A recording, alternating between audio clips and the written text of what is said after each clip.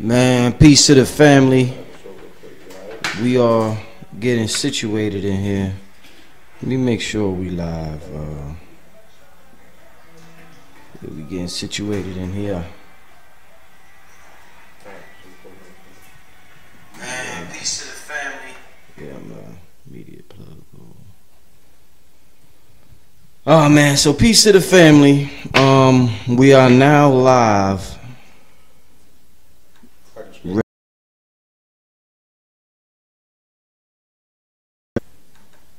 I had to wait for them. I want to give a shout out to the people advertising with me. Riverside Tai Chi. Shout out to Riverside Tai Chi for your cultural custom jewelry. You can buy tailwhist designs, comedic designs, and more. Go to riversideTaiChi.com/shop. Also, make sure you check out Shay Genre, SHAY Genre, GENRE. Album Life in a Song, available on Tidal, iTunes, Spotify, available everywhere. Shout out. The website moviemusic.wixsite.com/Shay Genre. Make sure you check it out, or just Google Shay Genre. Dope music. If you are in the mood for that R&B tip, some good R&B music. Shout out to loveliftlife.com. They got the Ashe God cards where you invoke the energies within you. So that's dope right there, man. I'm glad they letting it know that the energies is inside, not outside. Of course, make sure y'all come to the Brother Panic lecture November 19th. If you're in the New York City area, or if you're traveling or want to travel to New York, make sure you're there. Panic's first lecture. That mosquito just got in here, man. See, man, y'all let a mosquito in here, man. That's the ancestors out. Yeah. Shit, when he bites your ass, you see what they. That's the ancestors doing blood rituals. Mic up, Ray. Yeah, so Brother Panic, make sure you go to www.blackmagic363.eventbrite.com for that. Or you could go to, if you want to see the live stream, you can go to www.usalivestream.com/panic. That's going to be off the hook. Also, make sure you check out King Simon is bringing Dr. Aline Bay is Saturday. Aline Bay is Saturday, yeah. Nicholas, Brooklyn. So this Sunday at Nicholas, Brooklyn, November 12th, Dr. Laila Africa and Dr. Milani Stevenson, emotional eating, which a lot of us suffer from, and they will be in Brooklyn doing that. Also, he has Ready Up Georgia. Are you ready? You know he does the disaster awareness and preparedness workshops. Right. November 20th, he will be in Stone Mountain, Georgia. For information on that, if you're in the Georgia area, call him at 347-496-1022. All right. Also, we have Lisa Brown with the comedic yoga mats and more. Awesome yoga mats. Wavy. Yeah, dope. You could contact her 877-360-3330, or you could go to her website lisabrown.treasures.com. Got the new tropics. So if you want to think smarter, if you want to sharpen mind, make sure you go to the brother's website. I will put the link in the description.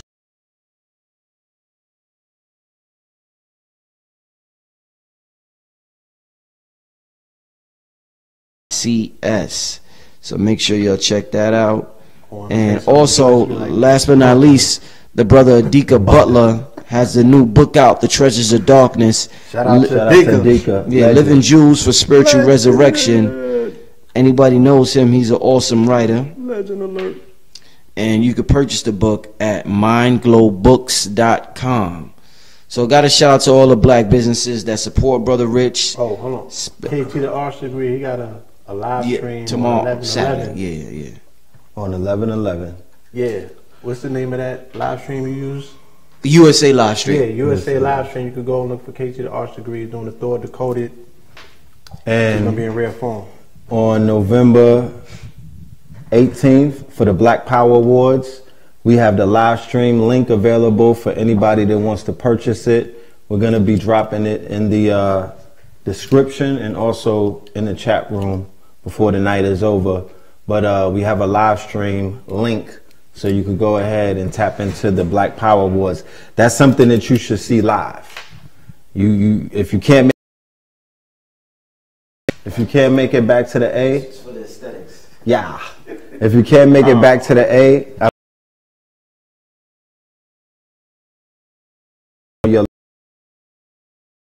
you know what I mean, and let and witness the awards. The same way that we sit back and watch the BT, we're gonna have this available for the family. Shout out to DJ, everybody involved with the awards. They're gonna be honoring Rakim. Look, this is the Black Power Award right here. This is the Oscars, the songs that everybody been asking for. This is it. Let them see that. Cloth Talk. Shout out to Samaj, Baba Samaj, for that. Studio of Patah. You feel me? Hold on. You got to get real fleek with it, get the matching ring. But that's going to be the awards that's going to be passed out. They're honoring Rakim. I wouldn't have it any other way. You're not nominated and you know you should be, but you still got the ring. Yeah, it's all right. Yeah. So we got 2 nominations. One for Kings County Clothier for being on top of the fashion wave. And the other is for Made for This with me and Kambata. Salute to the God. That video that he did. Butter. That video should be required watching for anybody coming into the industry. Just the simple one-on-one that he gave. The science that you may never learn from the brothers in the studio. You may never get it like that without paying $10,000 to have somebody give it to you like that. Ending up on a couch. Facts. So salute to the God, you know what I mean? His the project that he got coming is gonna, yeah. Yeah, somebody just mentioned the theme song. Yeah, shout out to Kambata. We got the theme song rocking right now. Yeah. The sisters, you know what some of the sisters They said? The sister said, man, finally something we could twerk to. Yes. A conscious soul we could twerk to.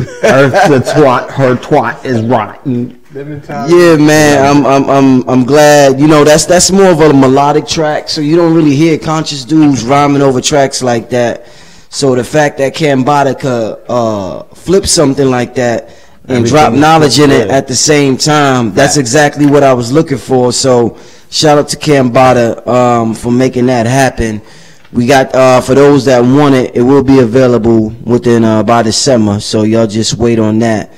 But speaking of music, yo, we got to talk about this. We talked about Meek Mill several times on this program throughout the course of the last 2 years, man. Several times, man. This situation with his parole violation, the situation with all the things I'm hearing about, either the judge or his PO wanted him to leave Rock Nation and sign to his friend's management. Like, it's a lot of crazy things I'm hearing, and just how the whole parole thing is a setup. Like, yo, Beanie said, yo, if he jaywalked, they setting him back in there. You get hit with 6 years probation. They just waiting for any little thing, you know what I'm saying? Leash. Yeah, it's like basically like a leash, man. So just tell me, before we start, that YouTube award, y'all. That's YouTube, so that's nice too. Out of what? 200 racks. This is 100,000. So previously on Ready to Die, this is the, you know what I mean? He's at 200,000. So, you know, salute to everybody who multiplied themselves. You dig what I'm saying? And it jumped to 200. Next stop 500.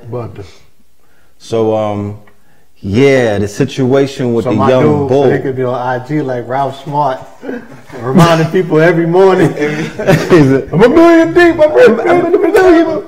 But that's what's up. You know what I mean? So to answer the question in a chronological order, the first time that we talked about Meek, coincidentally, was the second show that we did in this series. I think we're up to 200 videos with us together. But we might be at 200. The second, still no playlist. Yeah, we're talking. The second video that we did, We talked about Meek Mill being one of the most, not to say, let's be clear, because the Puritanicals are forging the cross already, about to nail us. We said that when it comes to street knowledge, and when it comes to having the ears of a certain demographic of youth, right? Meek Mill, not because of his rhyming prowess, not because of him having the best bars, not for being the most conscious rapper, not for being people's savior, just for the fact that he related to so many archetypes of brothers who we can see from the street, because he made himself relatable to the underdog. Facts. Okay? Ever since we've heard about him, he's been living out the story that many people in America who identify themselves as black youth can automatically always say, yo, I don't care what you say, I identify with Meek's struggles. The hero's journey. The hero's journey.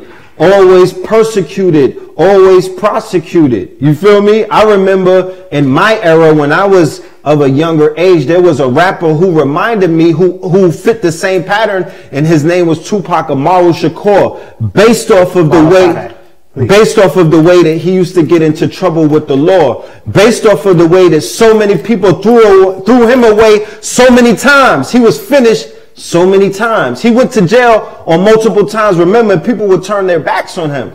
Do you remember that? I'm talking about before they immortalized Pac. I'm talking about when we were coming up with Pac, how people honestly used to voice their opinions. Yeah, they was through with him. Like, this dude had another chance. Do you know how they stoned Tupac when he was alive, family? This dude done squandered another opportunity. Another chance, and then he would the judge tried to make him walk along the narrow road of being a model citizen, right?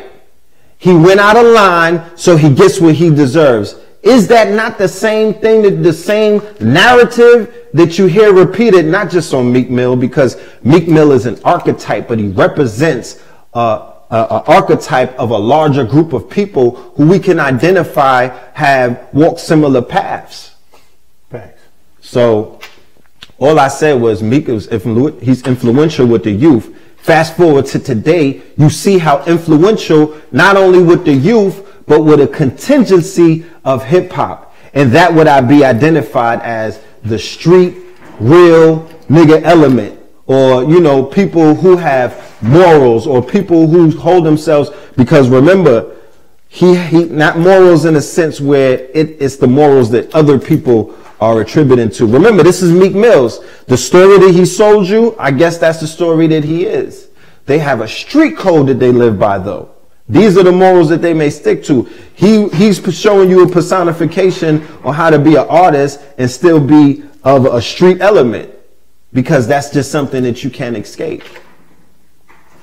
And when people hear it in his music, they applaud him.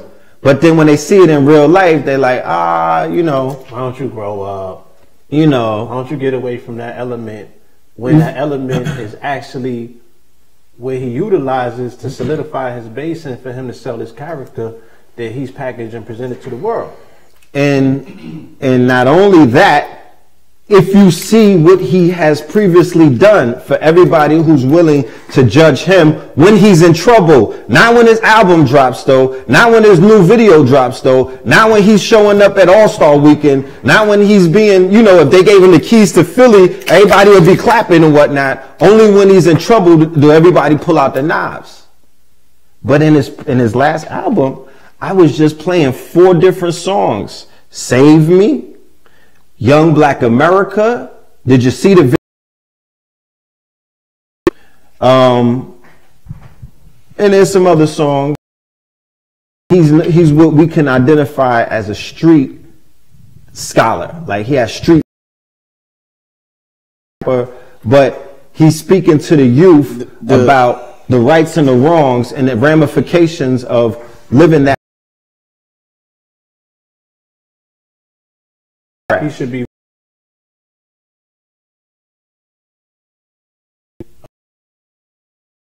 living that life is destined to take. Things are talked about if you listen to the music. Yeah, Meek Mill has had a very, you know, roller coaster ride in regards to his career. You know what I'm saying? He's came back from the dead many a times, and then he has these external factors that are weighing against him as well. But we're in the month of Scorpio, right? Facts. So we have to deal with inner reflection. We have to deal with culpability. You know what I'm saying? Indeed. So we deal with these stories again as archetypes, so we can speak to ourselves, look in ourselves at the mirror and say, what are we willing to cop to? You know what I'm saying? What are we willing to say? I had some, you know, this was some of my own working. You feel me?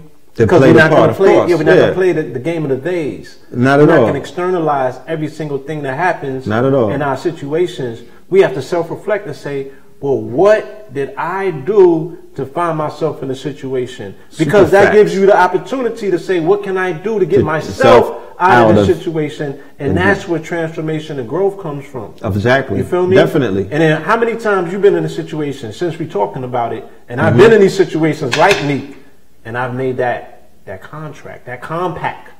Yes. Okay, with that spirit force, that unseen force, where you like, look, you get me out of this, homie, and I'm willing to do X, Y, and Z, or I'm not going to do this no more. You feel me? I just need this one last time, big homie. Please look out. Yeah. Okay, and it literally happened to me when he cracked the cell at 1:30 in the morning and called my name. This was right after I was reading my Bible and made my prayers. Okay? Facts. And he called my name out of nowhere. I'm thinking I'm getting transferred to something. I'm like, this is the last thing I would expect. And he's like, pack up. I'm like, what? I have had numerous occasions where this has happened in my own personal life. Indeed. Okay? Indeed. I mean, and you saw me show and prove my miracle. I've seen you show and prove your miracle. Indeed. You know what I'm saying? Hold on. Then you make that compact. Comes falling down. Exactly. Yeah. Pause. Hold on. Super pause.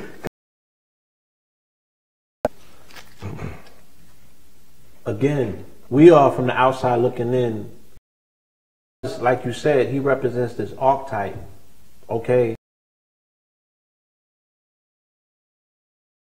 Are going through these particular trials and tribulations in their own beings. Only thing, of course, people are saying, well, it's harder for other people to squiggle out of because they don't have opportunities that a Meek has. Yeah. You feel me? They don't probably have that access to that lifeline where they can make that compact that a Meek might have. You understand? But Meek is going to have to figure out for Meek what level of culpability that Meek have to do with this particular situation. Okay? So we can talk about the justice system. You know what I'm saying? Because again, that's externalizing the situation. We could talk about the justice system. We could talk about the, you know, the judge. You understand? We could talk about all of the unfair things that's done to young black American boys in this country. You understand? We could talk about the fact that we're supposed to rally around our brother and send him love and support in his darkest of hours. We could talk about all that. You understand? But the internal situation right now that we have to fall back from, okay? And again, it only reminds us to reflect on our own condition and situation and say, man, you know, are we upholding our compacts, the contracts that we've made with our higher self? You know what I'm saying? Because a lot of us is here still on borrowed time. Yeah. Based on that compact. Niggas is on paper. You know what I'm saying? Niggas is on spiritual paper. On spiritual probation. Spiritual parole. You feel me? Yeah. And you about to get motherfucking violated. Okay? You about to go see that judge. You about to see that judge. That's you know what I'm saying? And some people get the book thrown at them. I seen it. I mean, niggas get sent up every day around my parts. Niggas die every day, B. You know what I'm saying? Indeed. Indeed. Take this as again, these incidents and these situations, reflections. Yeah. Reflections, these only situations for you to see yourself in the mirror of life. You know what I'm saying? We can't walk in that man's shoes. I can't speak for him. I can't cape for him. I can't do nothing of the sort. I can only identify that situation and say, oh, I've been there. Indeed. I as well. I've been there and I know I cannot, the only thing I could do is identify and say, oh yeah, I had to, you know what I mean? Like I violated. I went up north. I took a 6-month trip though, came right back down. Boot camp. And one of the things that we always talk about is purgatory, or rather losing your freedom. You know, when you want to speak about the some of the things to avoid in life, or some of the things to mentally prepare yourself to deal with, or, you know, just putting it on a charts, because I put it next to death. I call it a dress rehearsal for death. When your freedom is taken from you, when you're removed from your environment, when the freedom to get something to eat, and it's whatever, to choose a time to eat, or to get up and just eat, to get up and just go somewhere, to actually go to the bathroom. You understand what I'm saying? Whenever that's controlled, whenever that's domesticated, whenever there's a situation where somebody is telling you when you can do these natural things, you're in a place of near death. You're in purgatory. You're in a shallow grave. You dig what I'm saying? In that box, in a cage. So when your freedom is taken from you, that can do things to people. And what they do is they put our brothers and sisters in places like solitary confinement, the SHU, you know, and utilize things like behavior modification, sleep deprivation, you know, all of these things to break people. So, you know, that's something that has to be the belly of the beast. The beast no, I'm just saying, the beast is the beast. And the belly's where the gastric acid is at, to break you down. Yeah. So exactly. Come on, we keep talking about the conditions. I'm like, so what I'm saying is we have to identify the fact that we and Meek and the meek who shall inherit the earth all belong to a culture that is perpetuating the situation that we're fake outraged about with Meek Mill to millions and thousands of people on a daily basis, if they choose to follow the words, the directions, the lifestyles, the images that are portrayed by these artists in their ilk. Basically the majority of the record industry that we know about, these commercial artists that are being promoted, that are being bankrolled, that are being marketed, that are being invested in, you feel me? That are being broadcasted, that are being put to the front, that are getting, you know, they're putting lipstick on them to make them seem as if they're shinier than other people. These are the ones to pay attention to. Their word means something. These are the, you know what I mean? And I'm not just saying, I'm saying Meek, I'm not saying him alone, because what he's doing that I wanted to identify earlier is that at least he's trying to present some sort of balance. He's not out here as a hero. He might be an anti-hero, but at the end of the day, at least he's trying to show the youth, you know, to think on some kind of level more militant. The way that they move and certain of the things that he talks about, and you know, certain codes that they try to implement. I would say that's street militant. That's a Philly mind state that they always run with. You know what I'm saying? So, you know, Beanie. You know how Beanie is street militant. Beanie, the long beards, they getting it in. They're you know what I mean? They'll bring the pain to you, but they're also very religious. They're also about family. They're also about keeping a code. They're also about holding up a vestige of manhood that they claim they don't, you know what I'm saying? They don't respect when they run into people who are not upholding that. And they've been known to pop off on people, you know, who they feel like, these are not honorable people. All right, Rich. Yeah. So. They got a lot of memes going around with Meek on one side and what's the dude, Brock Turner, on the other side? Brock. What Brock got? He got what, a couple of months? 6 months, I think, and did 3. And did 3. Yeah, we did a video on Brock Turner, on Brock. Do you think, can something legally, I mean, with your experience in the law system, can something happen where they reverse the decision that they made? Like, can anything happen at this point? Of course. There's actually a petition that I heard there's a petition, the governor actually is behind. Right. This asking them to review the sentence. And in reviewing the sentence could be reduced. So I definitely can say that this case could also show the power of the collective through social media and other things, but it's really just the power of the collective. If they want something to, you know, get a person, that decision to change, it's possible. Yeah, if you're selected if you're lucky enough to be selected by social media, you know, for them to rally behind you, you know what I mean? Put that energy behind you. Then they can move things. You know what I'm saying? Somebody made the call to them higher ups. Facts. You know what I mean? And they put the situation in review. You know what I mean? To the point where they was even putting out statements that were very politicized, saying, well, this man has contributed to X. Or you may not care about this, or it might not, you know.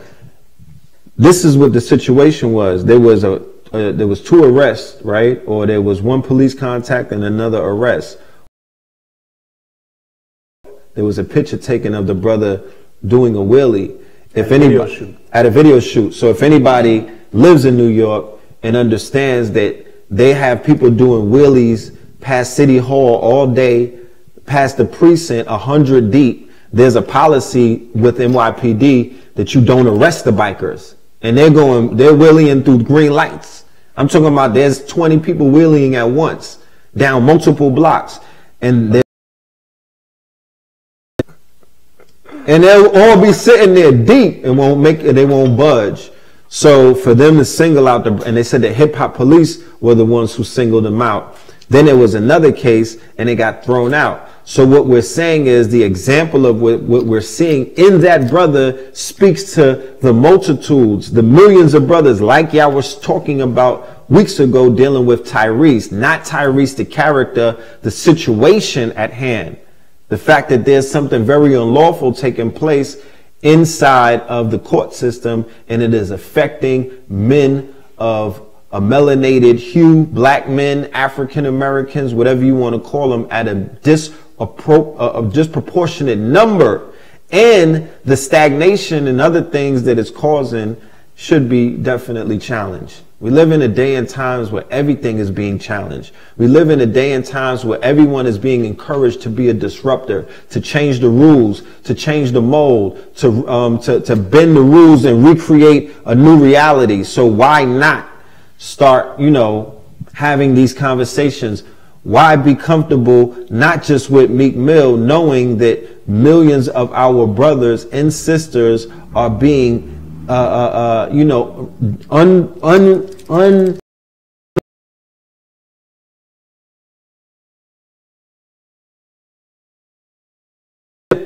into purgatory. That's what it is. You know what I'm saying? We seen the documentary earlier with Khalif Browder, the one Jay-Z put together. Both of you have experience within the system. Yes. Like, what would you say?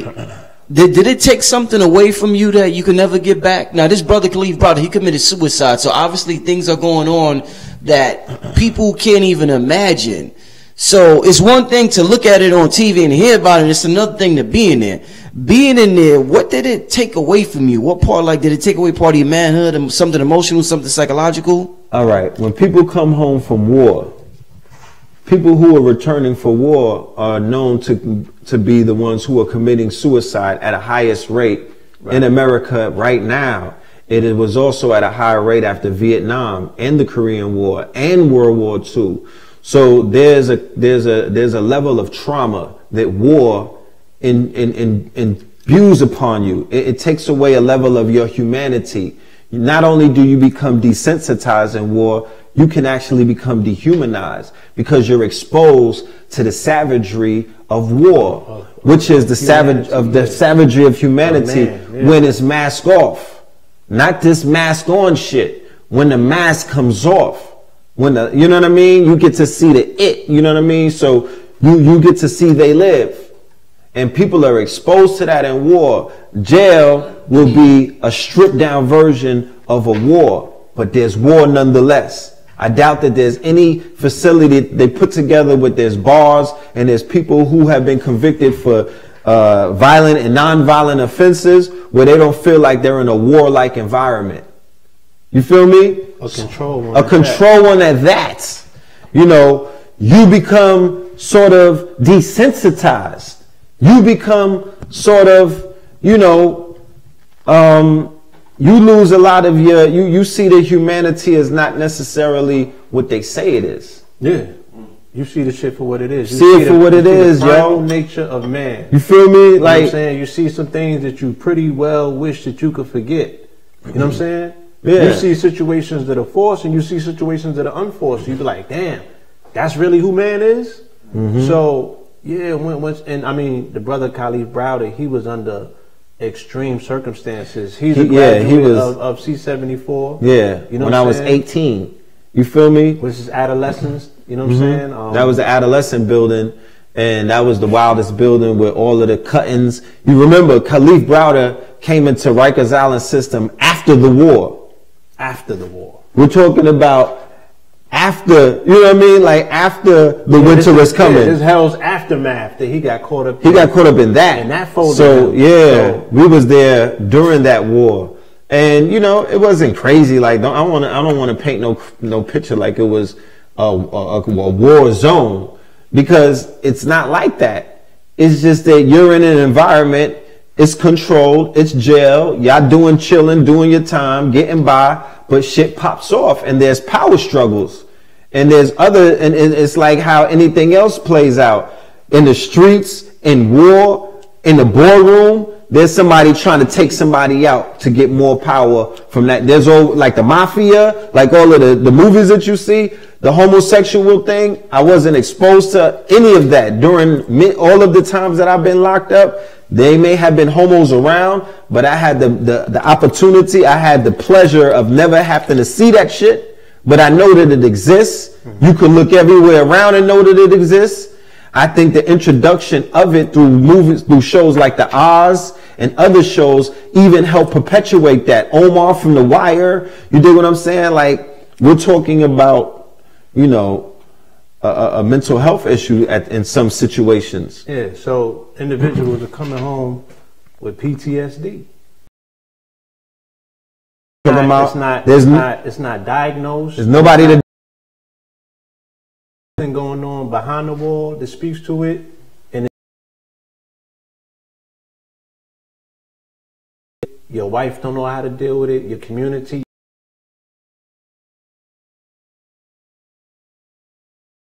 and the water might be a little choppy and with them, you know what I'm saying? So you see people snap in society with that PTSD. Yeah. And he folded. Yeah. You know, he wasn't built for that, and that's unfortunate. You know what I'm saying? We came up at a time where you didn't have a choice. Like you had better. You know what I'm saying? It was like, you know how they got American Ninja. Like that was, you had to go through it. You know what I mean? Like there was if you dodged it, you know what I mean? You had to have draft papers or something. Like. You was co-signed for something else, but the majority of our generation, I'm talking 91 family, 92, 93. I'm just a few years older than my son is now. You feel me? Yo, 13-year-olds were knocking out grown men, taking what they wanted. People were wilding 20 deep, like just taking everything from everywhere in our wild, and those were in the early days. No gangster hip hop was doing that to us. We didn't even have NWA. You know, that was just the era that we lived in. That was a way of life. So in the gladiator school, in a way of life, you get through it, you get through your tests, you know what I mean? You survive, you become more cognizant of what it is to walk in a world where anything can happen at any time. You get PTSD because you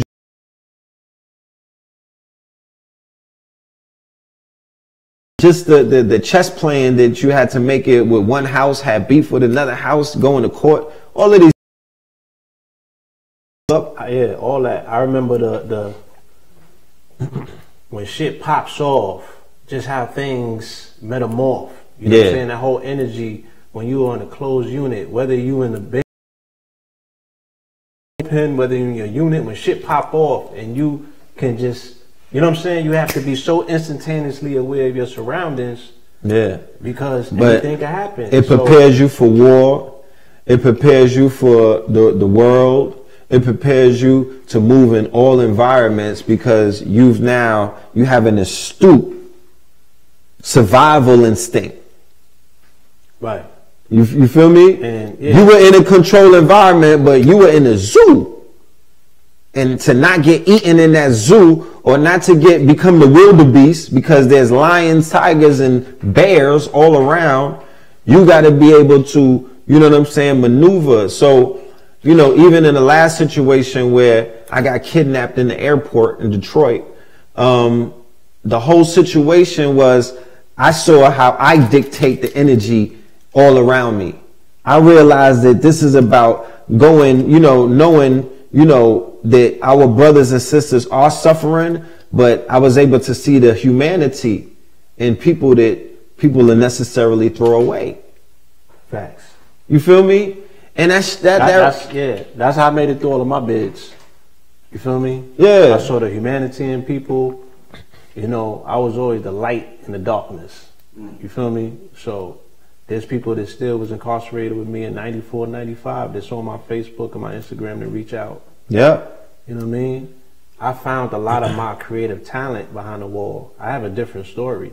You know what I'm saying? Like, that's why I learned how to, you know, master my skill in writing, master my skill in drawing. I started rhyming in there. You know what I'm saying? I started my workout regimen. I found some semblance of spirituality by way of religion. I got to read them books. I read the Metal Netcha. Remember you brought me? Yeah. He used to bring me bags. He used to bring me all of the fresh books. Yeah. This was 90 what? 97 or something? I was locked up in 97. Damn, 98? I don't know. And yeah, like I woke up. You know, I opened up to consciousness. It gave me an opportunity to find myself. Slowed me down. Where the streets did not. Yeah. I was moving. So even with the Meek situation, like sometimes you get them bids to sit you down because the Reaper come in. He says, somebody save me. You know what I mean? Like those bids have been known to take people out of the path that they were moving in the foreign doing 220 with no brakes, and that shit hit pump. Yeah. And it sits Nobody wants to hear this. Nobody want to hear this. Nobody want to have about, you know, maybe it was for your best. What? Facts. How dare you? Their brothers in incarceration. Look. Shut the fuck up. Okay. You're my twin brother. Yeah. When the first felony that I caught, the same way that he got on probation, 93. Right? Queens. On Mama, was I guilty of that? I think so. No, that was the Rat Pack. Remember they locked up the whole store and I wasn't even there before. So did I even have anything to do with that? No. But wait. Nah. You said, because we had came back, you said you was there 2 weeks prior. I don't know whether you was in the store or not. Wasn't in the store. They booked all of us. That's what I'm saying. Yeah. And through charges, imagine if the police shuts down the gates of a store and locks all of the black men in the store up. If you're of a young age. They were people who was in that store. Yeah, because I remember it was around Christmas. Thank you. Yeah. They sent me and another brother up north because I was on probation. You dig what I'm saying? But I didn't have nothing to do with that. So I'm just saying, but I knew with all of the stuff that I got away with in life, that shit was one of those things where I couldn't even, you know what? I would rather be in jail for something that I didn't do. Because I didn't, you know what I'm saying? I couldn't complain. It sat me down. It gave me a time to think. It gave me a time to be in solitary confinement. It made me flirt with death.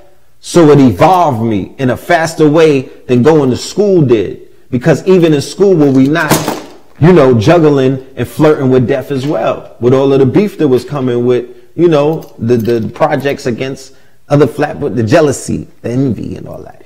The hate. All my beef dead. And all my beef dead from Sheepshead. And the ironic part about the whole thing is all of them are gone now. Right. Rest in peace. Rest in peace to you. I mean, when you see things like the way Meek moves, you know, Safari got jumped. They said it was Meek's crew. Is it hard to feel sorry? Yeah, French Montana got. Is it hard to feel sorry for? Is it hard to feel sorry for these young brothers out here that get caught up in the system when you see their lifestyles ain't the best type of lifestyles to live? Look, real nigga alert. What is it gonna be? Some people are moving in ways where they're going to demand a level of respect, and they're going to hand out justice the way that they see fit, because we do live in a place where justice doesn't work. That's what everybody's marching about. That's why everyone's calf muscles are up, right? So I don't want to hear that. Now, if we don't know, listen, we belong to an industry or a community where there's so much behind the scenes stuff. Right. There may be some things happening where people got to get straightened out, and you who are out here judging, you will not understand why, because you don't know what's going on behind the scenes. I don't know what happened with French Montana. I don't know what went down really with Safari, the things that he may have said to him on a drunk text. You feel me? On FaceTime. I don't know. I'm not getting involved in that. That's their way of handling their situations. Are they not grown men? I will say this though. Yeah. Because, you know, social media is relatively a quote unquote new thing. And prior to that, everything would be rumors and conjectures if you didn't have footage or, you know, eyewitness testimony or somebody willing to, you know what I'm saying, come to the hearing and be like, Your Honor, this is what I seen. Yeah. But we live in a social media era where when this man is doing this or his entourage is doing this, his goons is doing this for him, that should make front page news. It does. So you're looking at the modern era, right, where what you do, everything is attributed. You know what I'm saying? Like you've done PSI, pre-sentence investigation before, and they tally up, you know what I'm saying, what your sentence is going to be based on your hits and your numbers. Like, okay, you've had convictions before, you didn't finish school, you've done this. Now they're factoring things that should be non-factors. Your social media activity. Your social media activity. Of course, they're watching your videos. To tell you. And we're going to do an episode on this at some point. I have family that works in the court systems. Yes. I have friends that work in the court system. You know what I'm saying? They are telling me, please inform the people and let them know about all of the cases that we are seeing where people are coming in here and they're utilizing social media to get them. To sentence them. Facts. They're utilizing social media to book them, and they're utilizing social media to finish them once they get in there, to convict them. Yeah. Okay? People are getting conspiracy based on them being on threads where crimes are mentioned. All right? And then crimes are carried through. Everybody on the thread is going down. Yeah. Okay? Yep. So you have to understand, in the social media era, when you putting hands on somebody and it's making TMZ, you feel me? All of that is filtering into the decision-making process that the judges and the judicial system are making, all right? When the onus is already for us to say, well, they're already out to get you to begin with. You don't give them things to work with to justify what they're going to do by way of a lynching. That's true. Because what I can say is this. 2 to 4 may very well be an unjustifiable number to smash somebody with. You know what I mean? Based on the criteria of she's saying, yo, I had to throw the book at you because of X, Y, and Z. No, you was trying to make an example out of somebody. You politicized that man's life, right?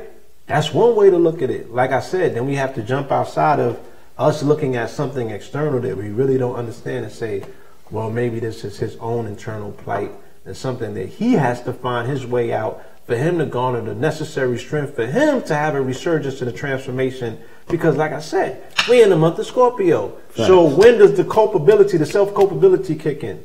No, it always kicks in. I just never would want to say that he got locked up or it's right for him to be incarcerated because of the fact that he had fights before, you know, dealing with people who obviously he had some issues with. And we're not talking to, you know what I'm saying? Like, shit happens, you know, Absolutely does. and the fact that I'm not saying that it wasn't a factor in the situation, although the judge did not mention either situation.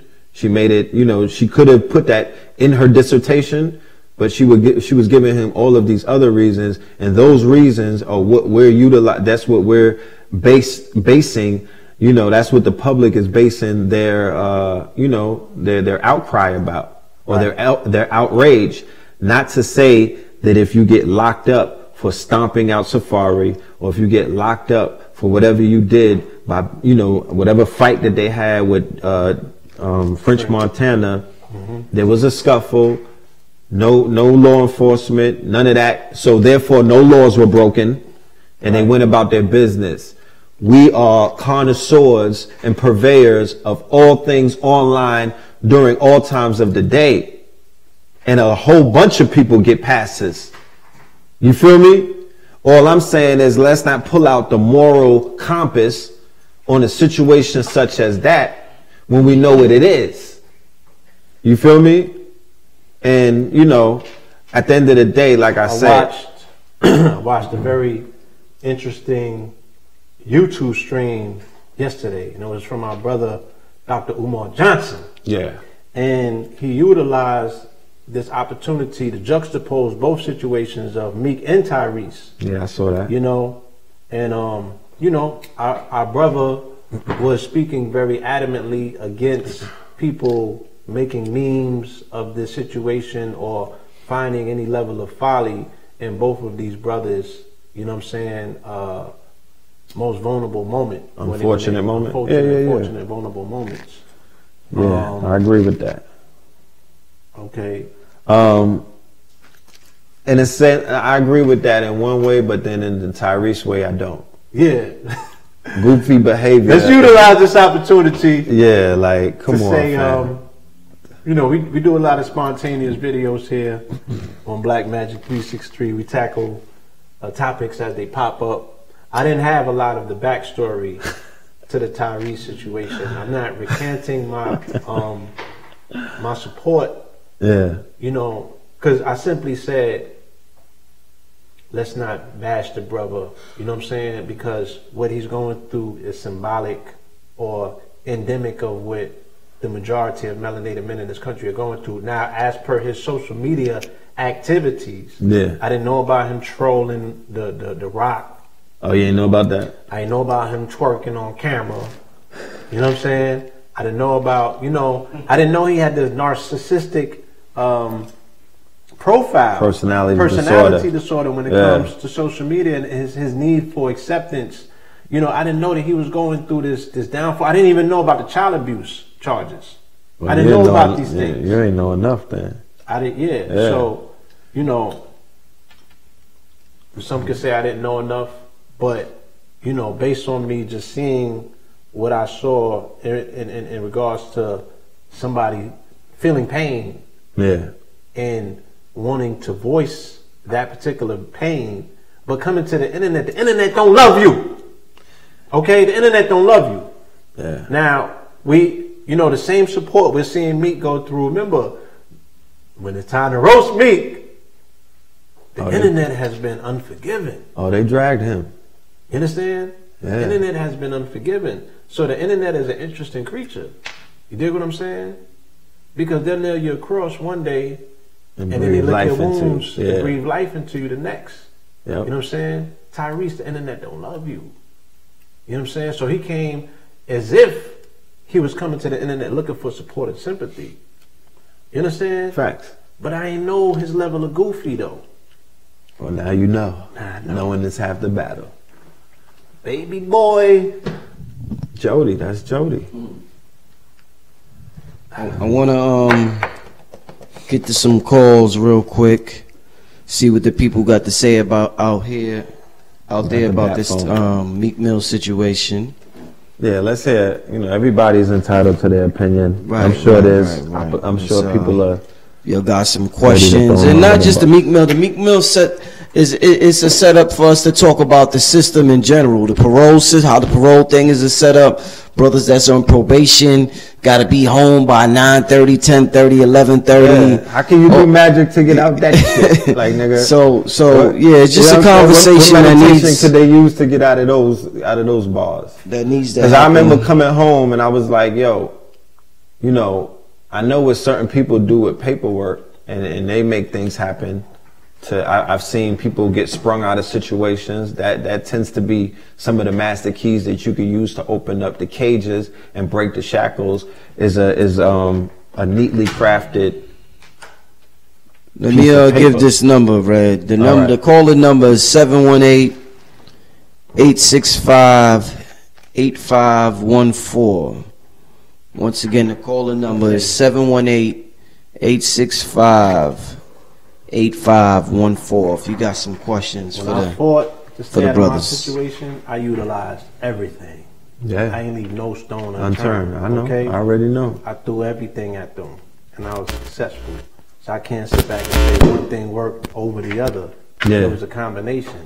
Mm-hmm. You understand? So, yeah, you know. Yep. If they value that level of freedom, yeah. you don't have to bang. Got to figure out how to turn off that ringer, y'all. Let's do the can't buy the ringtone, please. I'll help you change it. Turn this down. Please, family, you got a question for the brothers? Tell you how to turn this back around. Hello. Yeah. Okay. Peace, family. Do you have a question for the brothers? Yo, the infamous red and the blue. What it do? This your people calling from Dallas, Texas, man. What's going on, brothers? Salute to the God. Peace. Good, peace to Dallas. Shout out to Dallas. Yeah, man. What's going on, fellas? Look, man. I'm actually doing some political work here in Dallas, man, at the local level, trying to get some people sent to Congress. How do y'all feel about us working with local politicians to help eradicate some of this bullshit that they got us going through, man? Because as y'all know, across the nation here in Texas and widely across the United States, we're dealing with this madness, man. Do y'all even think that we should be doing this, bro? Or is it a waste of time? Or should we find a way to merge the consciousness with the political, with the finance, so we can go ahead and just move how we need to move out here, man? Because I've been watching y'all for 3 or 4 years, man. And I'm going to keep it all the way frank with y'all, man. I was in the service and everything. And Red, keep coming with that fire, bro. You got boys out here, man. Bro, I'm speaking from the heart, bro. When you come with that fire, bro, you make sure that, you know what I'm saying, you put us on game, bro. You woke me up while I was in the service, bro. And I owe my life to you for that, G. Like, I appreciate that, bro. You know what I'm saying? And, you know what I'm saying? I'm aesthetic and I'm talking to y'all, man. I'm trying to be like, no, I don't know how woo shit, but you know what I'm saying? What you saying, bro? We appreciate what y'all do, man. And what do you think we should do as far as unifying the political, the economic, as well as the spiritual embodiment of what we trying to push, man? And Red and Blue, man, God bless y'all, bro. Appreciate y'all, man. And dang, if I can't believe I'm on the phone with y'all, man, this shit crazy, man. I watch y'all every day, dog. But you know what I'm saying? You waking brothers up, man. And especially down south, because the knowledge isn't down here. You know what I'm saying? The knowledge is up on the East Coast. You know what I'm talking about? So we just appreciate y'all doing what y'all do and keep doing what y'all do. Blue, what it do, baby? Hold it down. IU family, peace, man. Indeed. We appreciate the input. I honestly think that, yes, you should merge the consciousness with the politics and the politics with the finance, because you have to get a political hold in your community to get the finances under order. You know what I'm saying? And in order for you to stay grounded, you have to ground yourself in some of the key active players in spirituality in order to move things, you know, on the unseen. You know, I please make sure that you tune in to this live stream with the brother Panic coming up, you know what I'm saying, on the 19th, because he can give you those tools and explain to you how this quantum field works, so you can utilize this information to work the unseen, to work the mechanics to make things move in your favor. You know, some people feel at this point it might gonna have to take magic to pop some of these cages open and get some of our brothers out, because Texas has an astronomical rate of incarceration. I think one of the highest in the country. Yep. You know what I'm saying? Number 2 behind Kelly, man. What's going to move these things if what we're looking at is politics in play to begin with? This is all political. Those privatized prisons is making a whole lot of money in Texas. They're not going to have a change of heart and start opening gates and letting people out. You feel me? They throw keys away in Texas. You know what I mean? Hell yeah, man. Hell yeah. I got a kind of doing 40 years right now. Alarming rate. I think the execution rate is the highest in Texas. So they not only want to incarcerate our family down there, they really want to kill them. So I feel that. I feel we need to have a unified agenda, before going into the political realm, and by having this agenda, then once you get into that realm, you have a purpose. You know what you're there for. We need to find out about these treaties that have hold our land resources that have been, that are being held on to by faulty treaties and all kind of shabby paperwork and things of that nature. Quick, before we disconnect, I want you to look more into Claude Anderson and how he lays out the structure of how to address politics. You got to come with the bag. You buy politicians, and then politicians do your bidding. You know what I'm saying? So you have to bring your level of community activists and organizers together around some sort of spirituality, enact that spirituality to tap into economics, and then go play into politics by getting behind the politicians that are willing to do your bidding, and then you can start playing that game. You know what I'm saying? It's a fiduciary game. It has to deal with money. It takes money to move those things around. Facts. You know what I mean? Unless, again, you know what I'm saying, if the economic platform out there as well. You know what I'm saying? Hold on. I'm gonna write this down. What's his name? His name is Pop. Jay Darby. Yeah, no, Jay Morrison is who you look at with the real estate and the economics, and it's a brother named Pop Darby, D-A-R-B-Y, Pop_Darby. You can find him on Instagram. He's out of Houston. All right. Okay, this one. All right. Hey man, appreciate that, man. And we are doing grassroots group, man. I went and got 100 petition signed to get this brother on the ballot for the Democratic Party today, man. We working, we out here grinding, man. We ain't taking no for an answer. We ain't taking no shots, man. We about to link this thing up from I-20 to I-95 to 45 down to 10, man. We ain't taking no shots. We got to keep pushing, put our foot on the gas, but we're going to do it the right way, not the wrong way, so we can make it last for not just me and you, but for the future, man. And salute to y'all, man. Just know y'all like the only ones on the line, bro. We holding y'all down, man. That's on the side, baby. So y'all keep holding it down up there in the tri-state, man. All right. Salute, man. Salute. All right. Thank you, brother. Light. Thank you. All right. Yeah, shout out to that brother, real positive brother. Shout out to that brother and what he got going on. Absolutely. A million more like him. Before we get to the next question, a quick question, y'all. How to turn this damn ring off? I guess just unplug it.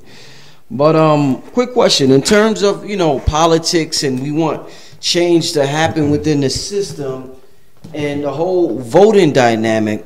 We've heard for years, brothers and sisters within the conscious community, I've heard y'all say, whether it's Dr. Valentine, numerous people say that, just keep in mind, when Trump got elected, when he was running for president, that, your vote don't count.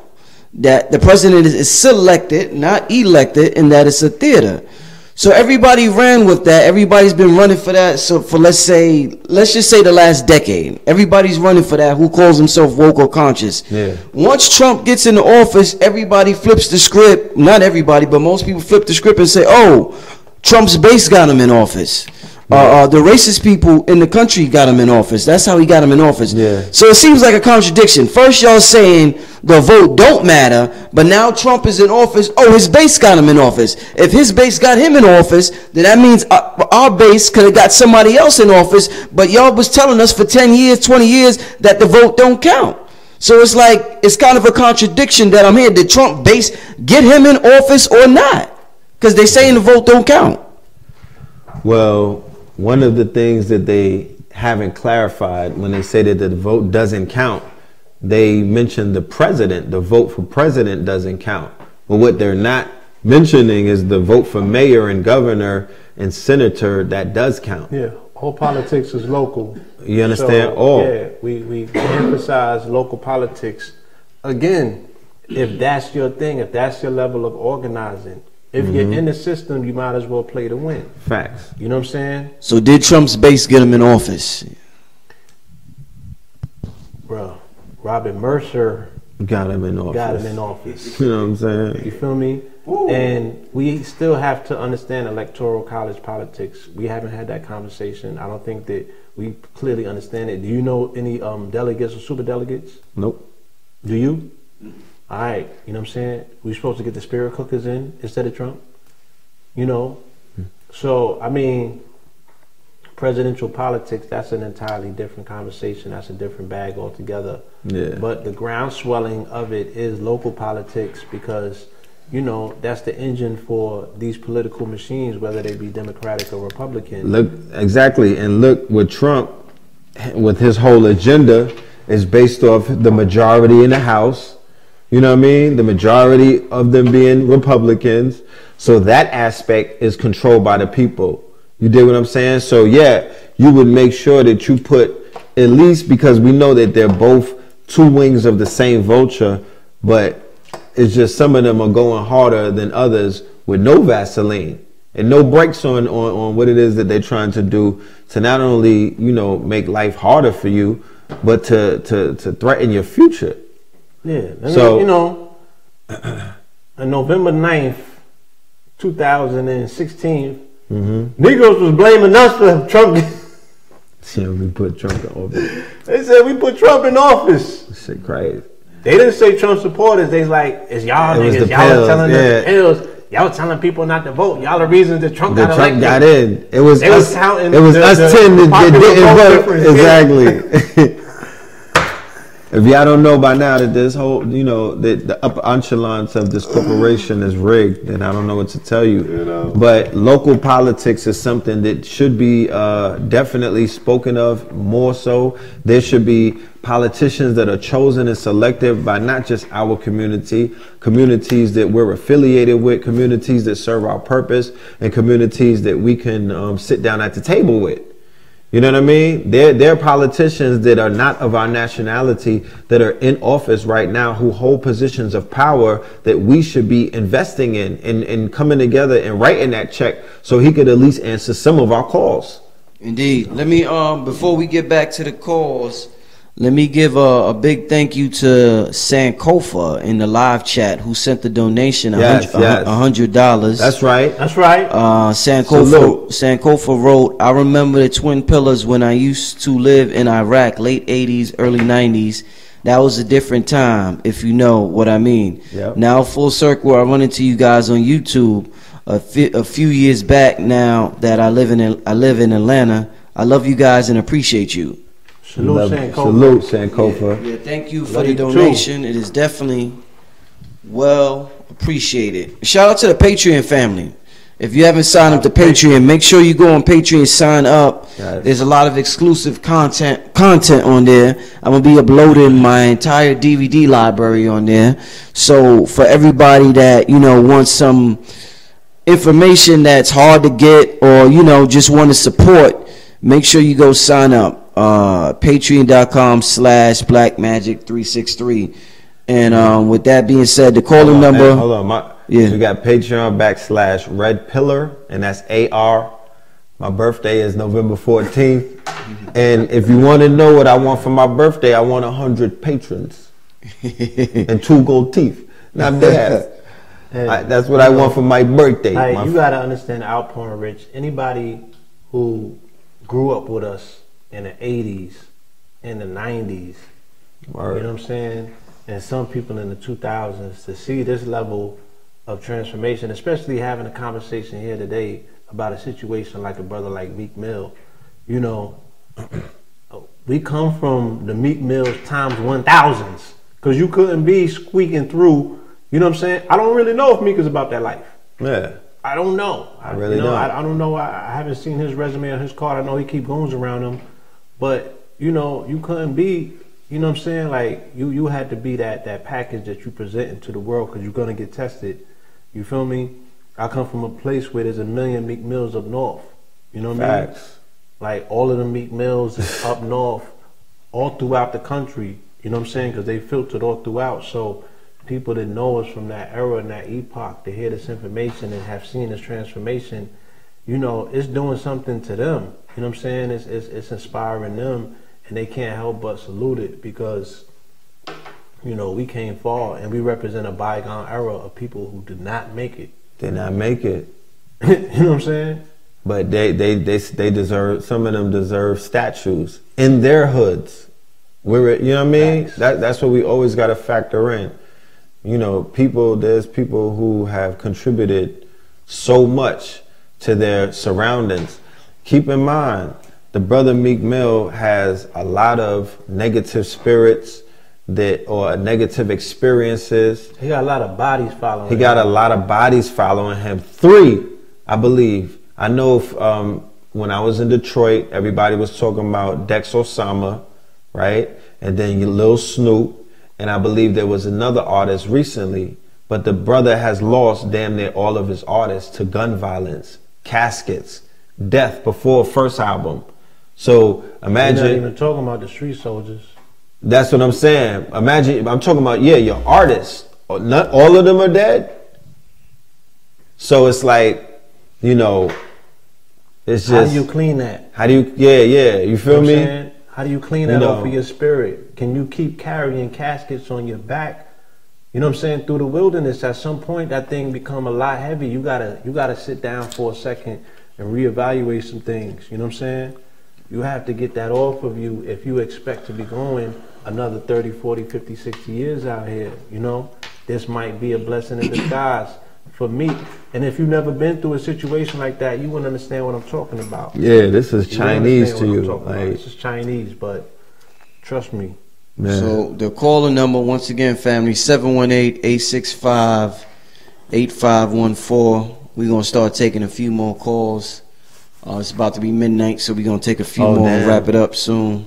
Okay. 718-865. Thank y'all for staying up with us. Yeah, 88514 is the caller number if you got any questions for the brothers, the pillars. All right. Let's see what's going on in the chat here. Okay, well, let me take this call, family. Peace, family. Welcome to the show. Do you have a question? Salute to the family. This is DJ Russ Rufus from the West Coast, Sacramento, California. Last few days. Last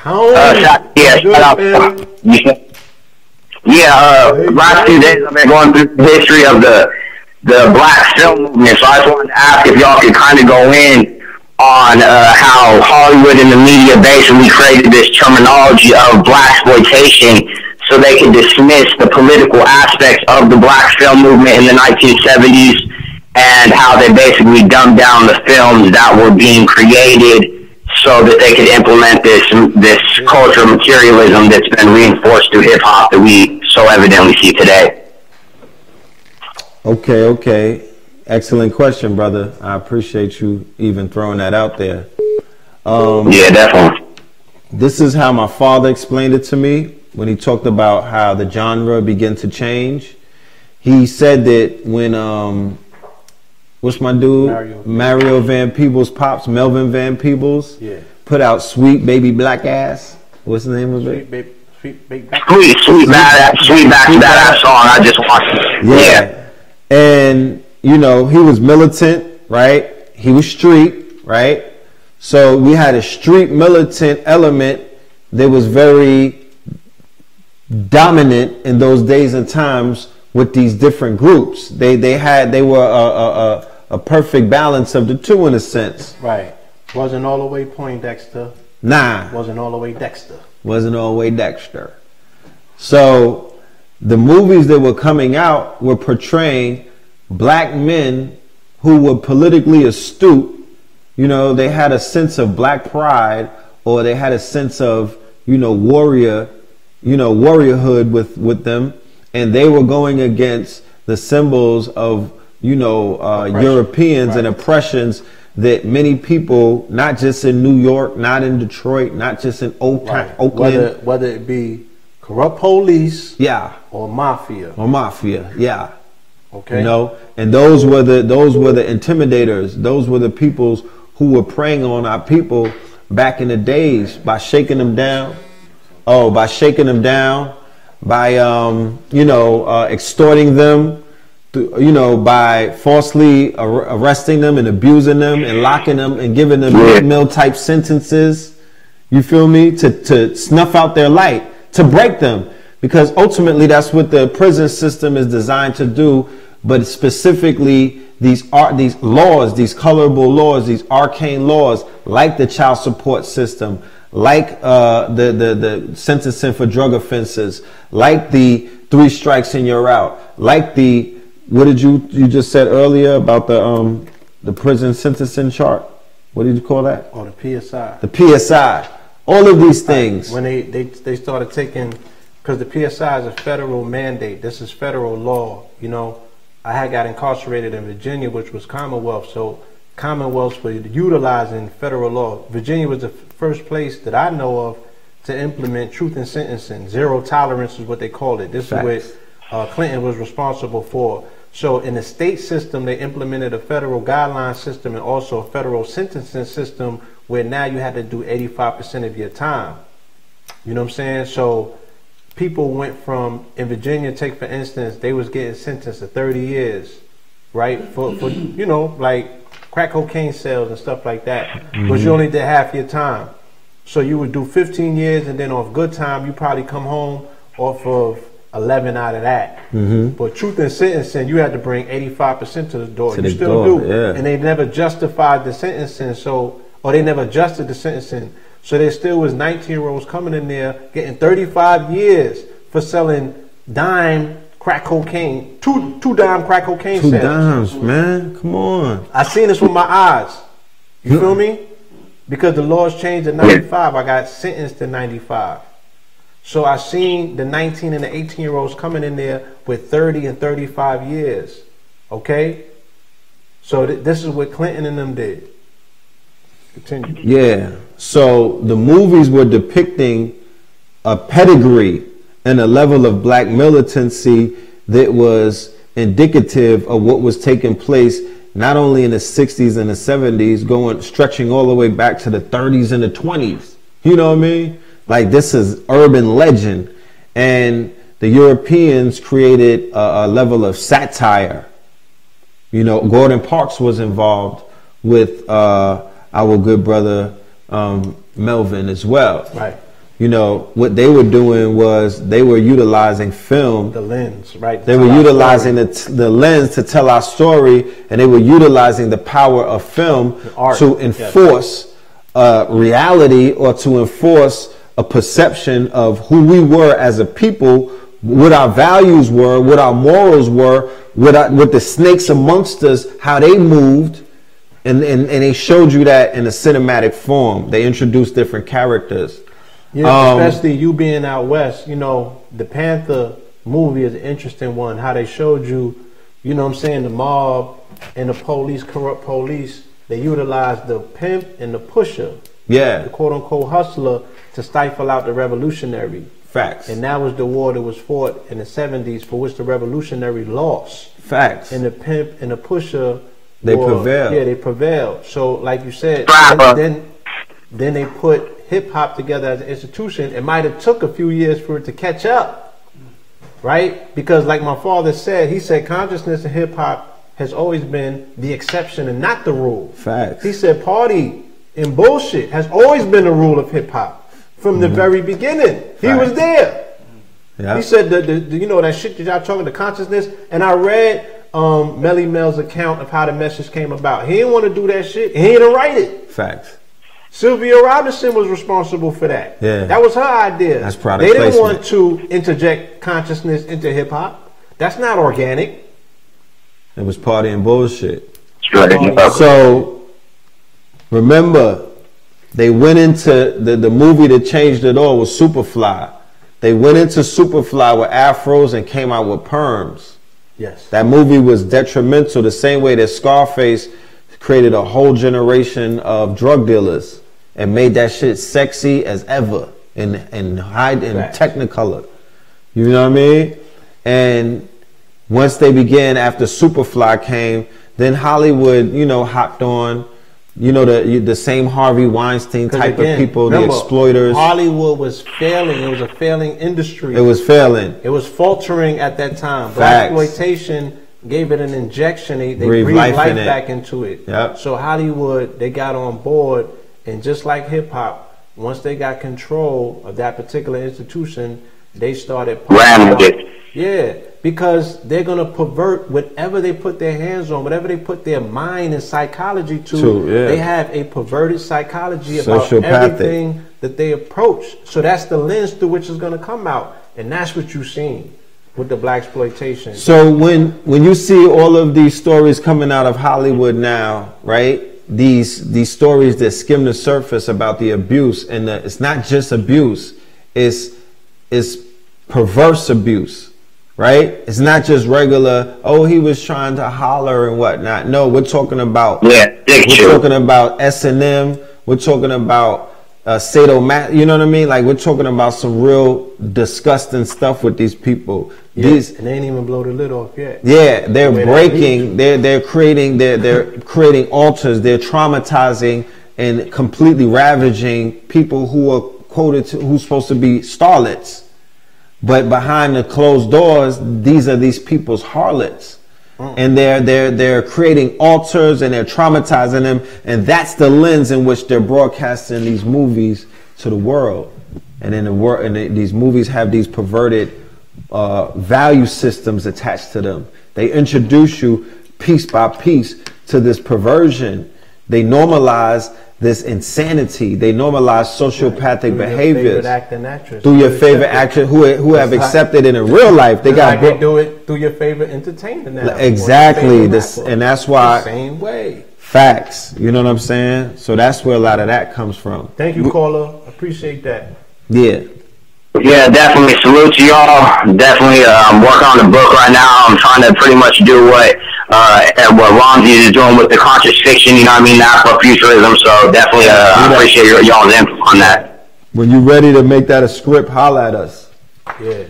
Oh, definitely. I'm actually working on a script right now. There's a film from 1974 called Black Fist, which is in the public domain, and I want to redo it as Black Fist. Okay.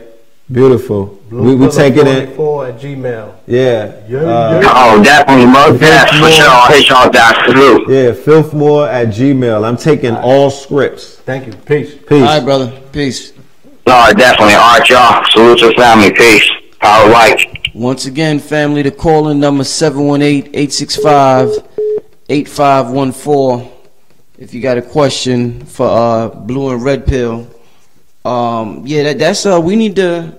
That's a good conversation we had before about the whole Blaxploitation era and the whole movie and film. And it has to be visual though. Like, we have to do one of these lives where we put together the visual, because you have to see it. It's a progress. But one of the caveats to that conversation is that we're going to be able to introduce you to a solution that could be happening now.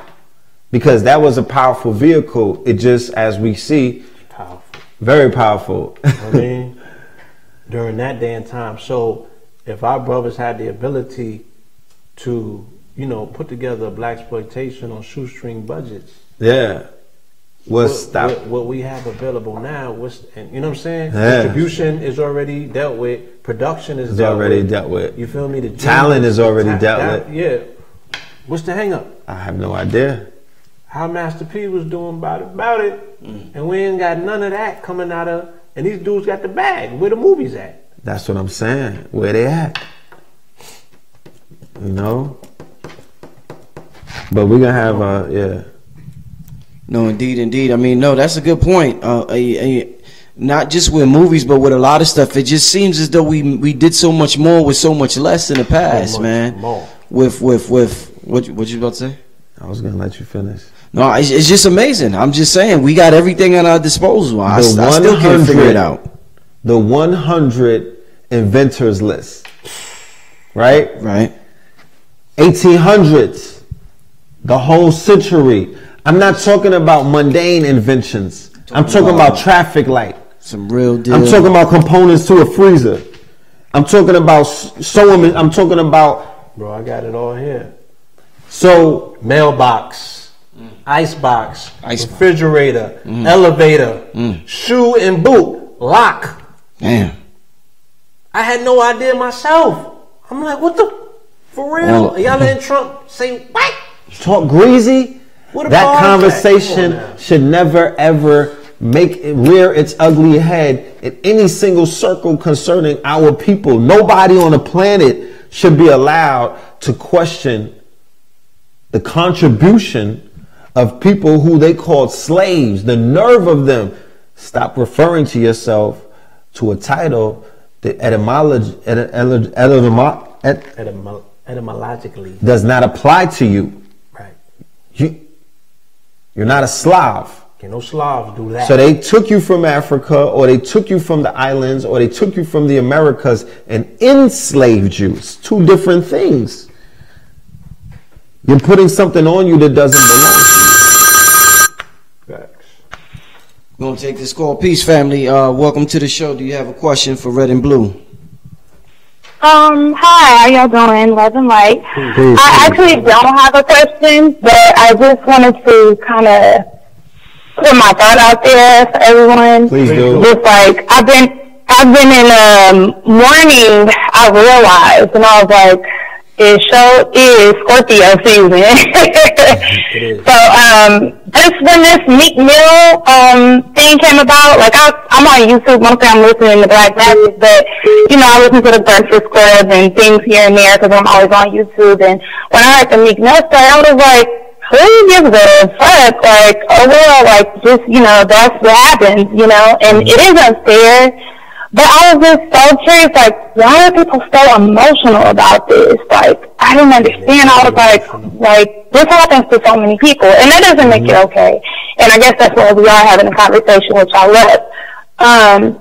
But I started thinking about it, you know, while I've been in mourning, and I've been changing my diet. I've been working on being with myself and with my God, and just really listening to that, and having some stronghold in this time that we're present in right now. And that's why I really appreciate what you brothers are doing, Brother Rich, Red Pill, Blue Pill, because we can criticize you all day, but we consistently watch and support, because we know that there's something to this information that you all are out here giving and sharing.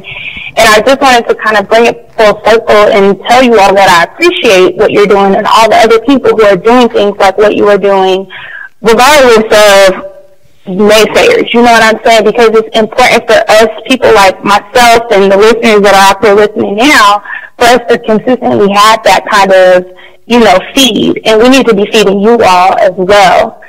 So, I mean, I said all that to say that going through my journey of changing my diet to be better, because it does come down to that. What you're putting in your body, then you put out into the universe. We create the energy. We don't get the energy from the outside. We make the energy, right?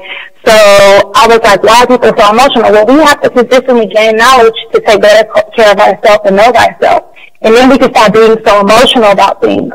And then we can have some more control over our thoughts. And then we can have some control over this outer world. And this is what you guys consistently are telling us all the time on all the information and research that you do. So I just really hope people are kind of grasping that concept, that the purpose of what you're doing, and us listening. There's a purpose to this, and I hope we are all keeping that in mind. Indeed. We have the honor of having the brother Panic coming in the 19th. This brother has an amazing oratory skill of simplifying. I cannot wait. Very complex. So, you know, anything that adds on to this conversation about having, you know, inner vision or inner sight into your control over a situation, you know what I'm saying? And like you said, you took matters into your own hand because you realized your relationship to yourself and the universe, which is all that we're trying to get at the end of the day.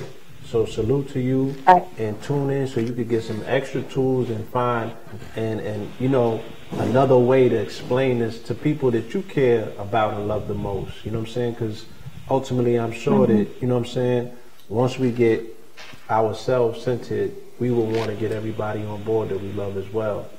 And that's what we're here doing. So I appreciate the fact that you could recognize that and appreciate it. And thank you. Thank you. Peace. Peace. Peace to the sister. Yeah, I definitely appreciate the sister's comments, you know. In terms of the naysayers, we've addressed this before. We realize at this point that the people that hate are taking notes at the same time. You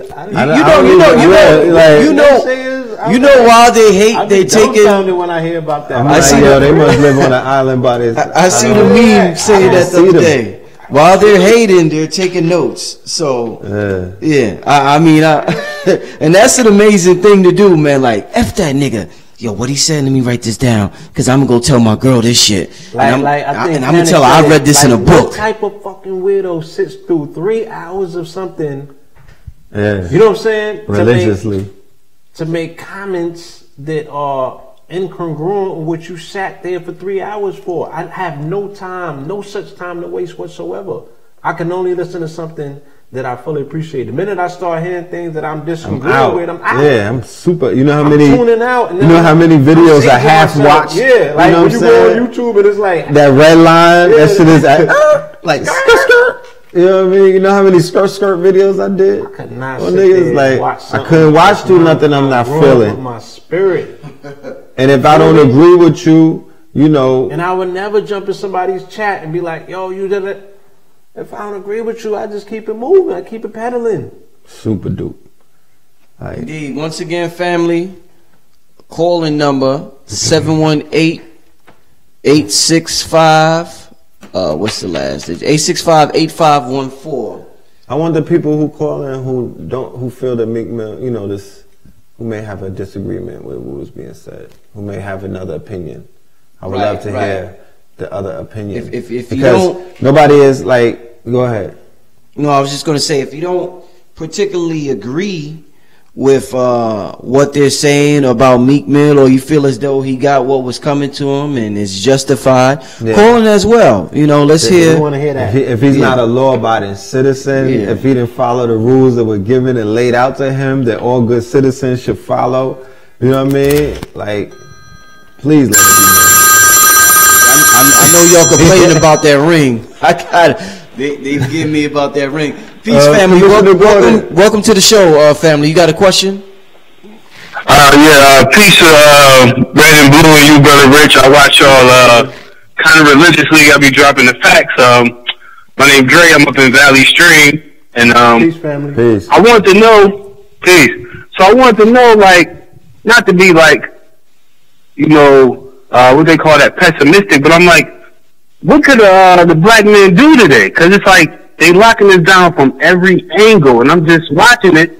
And as I watch y'all and see what's going on in the news, it's looking really daunting out here. Like, what we supposed to do? You know what I mean? They're feminizing everything, and you know this country was based off like horror and just straight pillage and rape, but now they on the whole sexual harassment thing. You know what I'm saying? And now they locking people off from coming just based off religion, and we got people still shooting up churches. They not addressing things. So I'm like, what is the brother supposed to do? Because it's like half of us is lost. You have to fulfill your carbon mandate, and your carbon mandate is that you shall become a diamond under pressure. Right. You know what I'm saying? Imagine how spermatozoid feel. You know what I'm saying? When it's being attacked violently and it's swimming on its way. You know, it's one that makes it out of a trillion. You know what I'm saying? Unfortunately, yes, statistically, there are going to be a lot of us that don't make it. But you be that one that breaks through. You be that one that becomes the new thing, the new life. You understand? You make sure that you remain wavy to a degree where you're able to dodge, raindrops if need be. Raindrops. You understand? See yourself as a diamond every single day. Fulfill your carbonated mandate to not be a piece of coal that ends up in the fire, but as a goddamn diamond. Facts. All right? Allow the pressure to make you better. Don't circulate. Don't fold. I don't watch the news. There's nothing to watch. You know what I'm saying? I don't watch the news. Right. I get tidbits every now, here and there, what have you, but I don't, I don't subject myself to the program. And if I am, I make sure that I'm going in there with a shield and a sword, because I should be prepared always to do war, because I understand that it is psychological warfare being done against me when I'm going into that arena. So you have to fortify yourself when you go into these places. Or, we're always going to come out injured, and we're going to sound injured. You feel me? We're going to sound injured. You know what I'm saying? Fear will traumatize you. Yeah, it will traumatize you, and you're going to be living in fight or flight. You're going to be talking from a place where cortisol is flooding your body, and you're going to speak fear. So, brother, just know, internalize that inner spirit. And again, for you as well, make sure that you tune in on the 19th to watch that stream, so the brother can give you some tools so you can utilize to build the best vessel, the best version of yourself. You dig what I'm saying? You will make it. I dig. All right. Thank you, brother. That was nice. I felt that, man. Because like I said, I watch y'all religiously. I'm going to work. I'm like, yo, red and blue. I be trying to get to Brooklyn, holler where you at, but I never make it. But I still be watching, man. And I'm gonna hold it down. I'm gonna hold it down, definitely. Patreon / Thank you, brother. Peace. Peace. Peace, family. You got a question for Red and Blue Pill? Yeah, I do, for both of them. Go ahead, brother. Okay. Yeah, this is my name Dave, but in the chat I'm Blacklight. My question is, for people that's really, coming into consciousness, for both of the brothers, top 5 people that they would recommend to listen to. Top 5, okay. That are alive. And that's when I'm done. Well, based off of not just coming in, give me what you're coming in to learn, because that would determine my top 5. Where's he at? You still there, bro? Oh, hang up. So, metaphysically, if you want to start from a place of metaphysics and occultism, more science and history, I would say Dr. Ben, Dr. Phil, Dr. Sabi, Taj Tariq, and Bobby. I think that would be my top 5 to start with. Starting with Phil. Huh? Starting with Phil. Yeah, because that's how I started. I can't give people to go backwards. Right. I'm not gonna I'm like, start with Phil. Go through the migraines. You dig what I'm saying? Let the chip that they inserted, let that shit circuit. And when you finish all of that, watch Nature Boy, so you can see everything that you should not be doing out there. I would include me and my brother though in that top 5 though. I wouldn't exclude myself, because I think that there's a lot of entry level. But get that foundation and then venture forward. Blue, who's your top 5? Like I said, and I'm not coming at the brother. I'm just saying that there are real-time examples of, what happens when you don't do the 10,000 hours of work and research. You feel me? You have to watch the masters. You have to watch the people who have walked the walk. That's the only way that the diamond is fashioned. It has to go through the trials. It has to go through the desert. Facts. You can't microwave your way to the situation, because this is about life. You know what I'm saying? If you haven't lived yet, how can you be someone who speaks about life? You know what I'm saying? In the twists and the turns. Like, we can speak about life in a lot of different cycles. We've been here for a long time and observed a lot of things. We've seen them come and we've seen them go. Facts. In different worlds, in different flat earths, different planes, right? On different planes of existence. On different planes of flat earth. We've seen a lot of things come and a lot of things go. You know what I'm saying? So there's a lot of people that are jumping out there that don't have the necessary training and the wherewithal of having the experience to speak experienced. You know what I'm saying? Don't make these mistakes, because they end up the same way, where the classics, the masters, their material is classical. It will be here for time memorial. Facts. It might as well be written on stone in the walls because it's going to be here. So, yeah, I mean, I you know. You ain't give us the top 5. You ain't give us our top 5. You just talked about Nature Boy. Nah. You give us our top 5. I was saying. You can't take my top 5. You gotta have your own, bro. I'm sure. I agree with you. Call in, family. 718. Top 5. My top 5. Again, well, let me take this call.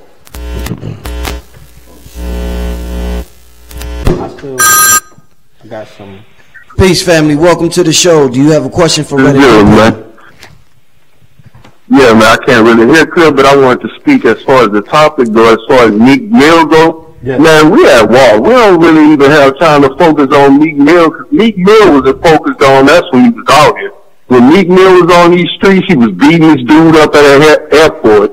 He gonna film himself giving his dudes the green light to jump the next man and put it on the internet. He did a lot of stupid stuff. Now, what they did to him in New York, yeah, that was straight up racial profiling. We already know how the crackers get down. But as far as Meek Mill go, Meek had a lot of chances, you did. We at war. Meek ain't helping us. All Meek doing is creating more little ignorant niggas that we gonna have to purge off soon or later. Cause these niggas is out here ignorant, and they gonna kill niggas who conscious or niggas who think that they pro-black. Them little niggas don't care about nothing. And that's the niggas that Meek Mill is promoting, you dig? So niggas need to not give him no pass, bruh. Meek don't give a fuck about none of us, you dig? So I can't hear what's on the other line, but that's what I needed to say, you dig? Thank you for letting me talk. Indeed. Indeed. Yeah, that brother got up out of here. Do y'all got a response to that? Yeah, his perspective is definitely interesting. From the vantage point where I'm at, I would say the opposite, that I say that a lot of those ignorant brothers that are out there that don't care about consciousness, a brother like Meek is needed, because that brother was helping to, you know, teach those brothers. He was able to steer, and he was definitely able to give them some kind of gems, because you're still crossing the bridge when you're crossing over into what is known as woke or consciousness. Some people are walking you over that bridge.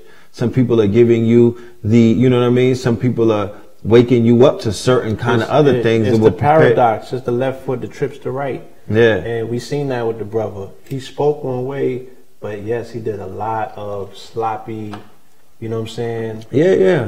Nonsensical things that, again, like I said, put him in a predicament that he has to see his level of culpability in this situation. That's what the Scorpio energy is about. Indeed. In a reflection. In a reflection. You know what I'm saying? You know, like, let's pull that pie chart out. What percentage did you have to do with this before we can go and talk about the ulterior motives of the judge or the injustices of the criminal system? Because like the brother said, he has had an insurmountable amount of opportunity where other people don't have that. They don't have second, third, fourth, and fifth chances. That is a truth. That's unrealistic. You understand?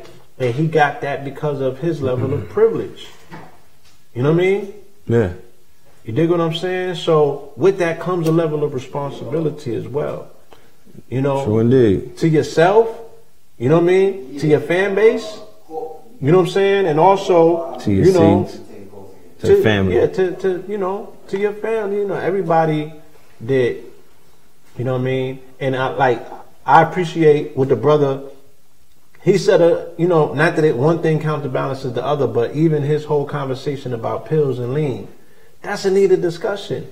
And I seen that it created a lot of other conversations that people were having about it, whereas they wasn't having it prior to that. They were being honest about their addiction. They was being honest about how hard it was to break those addictions. Facts. You feel me? I seen AR Ab going. I seen G Herbo going. I seen a lot of dudes, you know what I'm saying, come forth now, and they like, yo, that lean, that thing will jack you up. You feel me? That's part real. of that opiate. Crazy. Yeah, that's part of that opiate addiction. You know, that's not an easy thing that you can shake. My whole thing is like, someone's on all of that on probation. Facts. You know what I'm saying? So again, that be the paradox. That you got to keep it real, because this is your entertainment self. Yeah. You feel me? This is your entertainment self.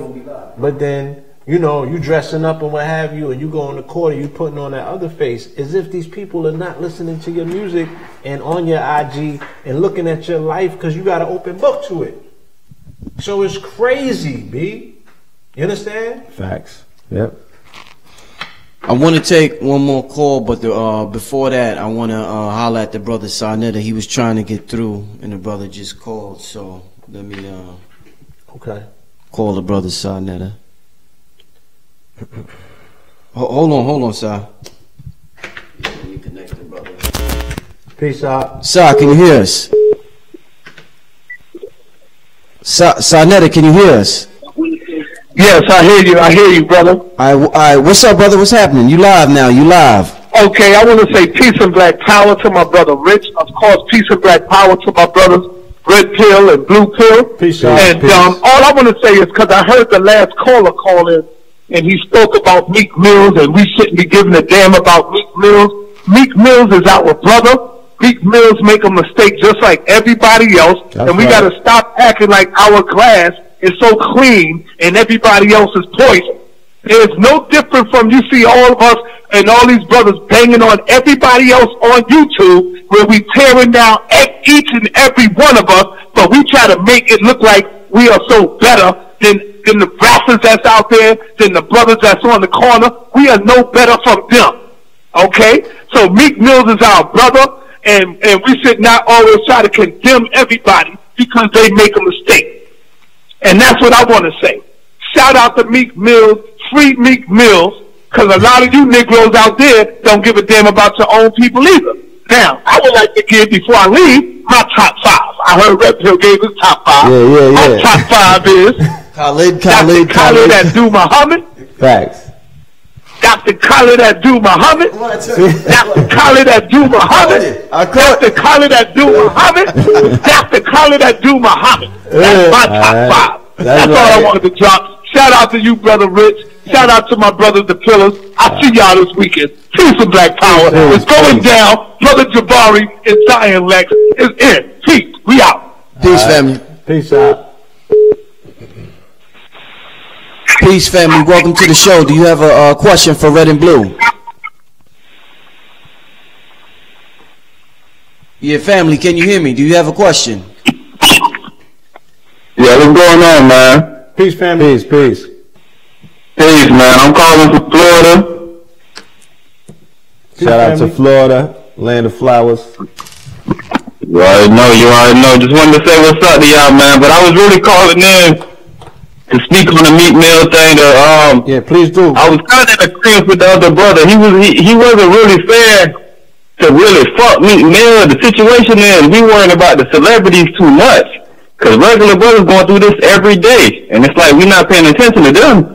So the brother was really saying, like, why we not giving the eye to them? Why we not speaking up for the ones that ain't got a voice? No, I don't think that's what he was saying. He was saying fuck Meek Mill. And, you know, he gave us reasons for that. You know what I'm saying? And he's voicing a sentiment that a lot of people have. You're voicing a sentiment that a lot of people have as well. Facts. And we are saying that this conversation that we're having about Meek is an archetype of, you know, our brothers and sisters that are unfairly treated by the system. But his situation is a little bit different because of his celebrity status. You know what I'm saying? He has gotten passes, and, you know, we're seeing something that we could say, yo, he got, you know what I mean? Like, he got unjustifiably sentenced based on some things that, you know, that criteria wouldn't hold up. It shouldn't hold up in court. You know what I mean? Based on what the violation is about. You had police contact, but there was no convictions. You know what I'm saying? And the time was unjustified. So we can see that there was an example made out of our brother. But we can also see that because of the example of who our brother is, that he also has got a level of passes that our other brothers and sisters normally would never see. And as a result, real quick, Red, and I just want, you know, from what the brother's saying and what I see other people making comments about on social media and in the chat room about why are we talking about Meek Mill, you got to understand there comes a point where you got to stop being emotional and get out your feelings and understand strategy and war and chess and all that. There's a way to reach the people. When Meek Mill allows us to talk about a bigger conversation, like Blue said, that people will ordinarily ignore. So when we talk about Meek Mill, if we talk about Tyrese, it really isn't about Tyrese. It's about child support. That every dude that 7 out of 10 dudes I know get railroaded from. But if we're talking about it in the context of celebrities, more people listen, more people learn, more people get the conversation going. Yeah, so this is what we call strategy. You never do something, you got to get your emotions out of it. If my emotions was into this business, I wouldn't have 200,000 subscribers now. I let my ego go and I said, what is it going to take for me to reach my people?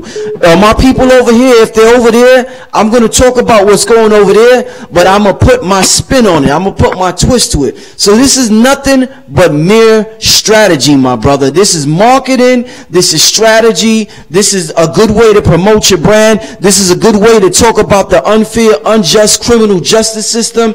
And Meek Mill is an opportunity. Waka Flocka was an opportunity to talk about what the Moors been talking about forever. What Asir, what A.A. Rashid, what Taj Tariq, what the pills. So we use these as strategy, brother. That's all it is, and I don't want y'all to take it personal or to get emotional about it. And Hi, can I add something? Yes. Yeah. I just want to say, maybe you guys should put a disclaimer at the end addressing like the major topic. Okay, because you said it's not about Tyrese, it's about child support. If you added at the end just a little note, like saying, hey, we need to look at child support and do our research on child support and see how it's so detrimental to the black community, that would be a great addition because it's more informative for the people that are operating at a higher frequency to understand, like, okay, well, yeah, we need to get the masses in with the Meek Mill name drop in the title. I'm not doing all of that. During the conversation that we had about Tyrese, I brought that point up. You know what I'm saying? You need to look into child support. You need to look into, you know what I'm saying, the laws that have enacted child support. And, you know, like Umar was saying, how it came out of that Clinton crime bill. You need to look at the illegality of child support. You know what I'm saying? You can't find that in the Constitution or nowhere. You know what I'm saying? These are all statutes. They came up with that. And they're the same way that they're sending people to jail for taxes. You can't do that. You know, that's not lawful, but it's happening every day because we don't know the law. So it's another situation where we're being castigated and made victims of because of our ignorance. And we just have a tendency to think, oh, this is the way things go. Since when? That's not the way things go.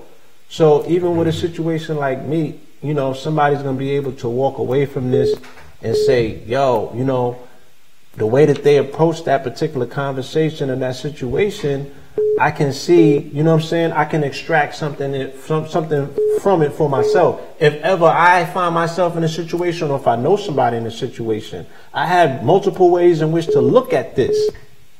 So we're just utilizing this as a catalyst to have a conversation. It's a broader conversation that we don't have enough in our community, which is hindered by the fact that however million people are missing. They behind the wall. Yeah. You know, are we doing group visits to go and see them? Are we, you know what I'm saying? We have any pen pal program? You know what I mean? You feel me? We have any collection plate? Me and Pat, we don't do none of those things. And that's a considerable amount of people, you know what I'm saying, who are part of our collective consciousness, who are undergoing situations and circumstances and conditions where they are directly interfacing with white supremacy. Indeed. Right. You understand? Thanks for the call once again, sis. We appreciate the call and comments. Okay, bye. Peace. All right, family. Oh, let me.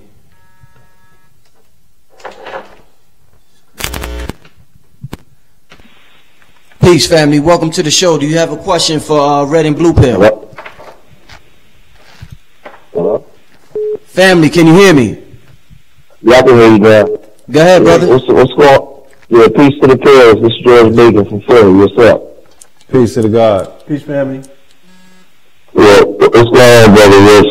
All right, what's That's George. Yeah, I can do it. Yeah, I can do it with you guys. Oh, what up, George? Peace to the God. What's going on? Yeah, I'm listening, man. I just think it's a great topic. I just think that, man, like, we find excuses, man, for everything, man, just to try to, just to put each other down and come at each other, like, what the things just said about sweet, because I can't hear you guys that good. Hold on. Yeah, we gonna have to get back. That was a bad connection. Peace, family. Welcome to the show. Do you have a question? What's up, family? Peace. To the PLC, brother Rich, what's good? Peace, family. Peace, family. Y'all can hear me? Yeah, go ahead, brother. Yeah, I wanted to say, on my top 5, my name Mo, man, I'm calling from Chicago. Peace to the Shot-Town. Peace, family. Yeah, my top 5, I had to give it to,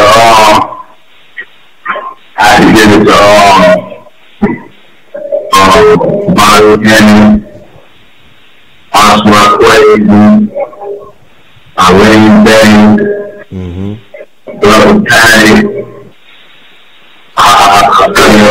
Peter, some of this shit too.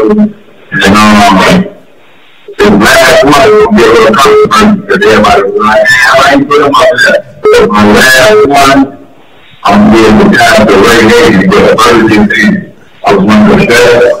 But the best lectures I heard was the time to Ray Hagen, the first thing. Ray Hagen brought mad people.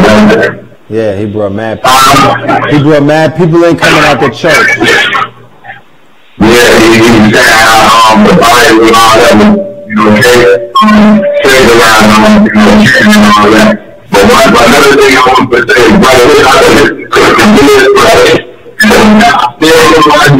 brother, there's a lot of noise in the background, brother. Damn, yeah, I apologize to the brother, but there was a lot of noise in the background. Salute, family. But thanks for your top 5. I like thanks. Shout out to the Chi-Town. The family that's calling in, people that are calling in from states and cities in particular that have, once again, extraordinary amounts of incarcerated melanated people. Yes. Chicago, Philadelphia. Yep. You know what I'm saying? The Texas. The brother called from Florida. All of these states. Brother called from the West Coast. Facts. You talking about states that, their GDP is centered around their prison population. Facts. And their prison population is predominantly melanated people. Yep. You feel me?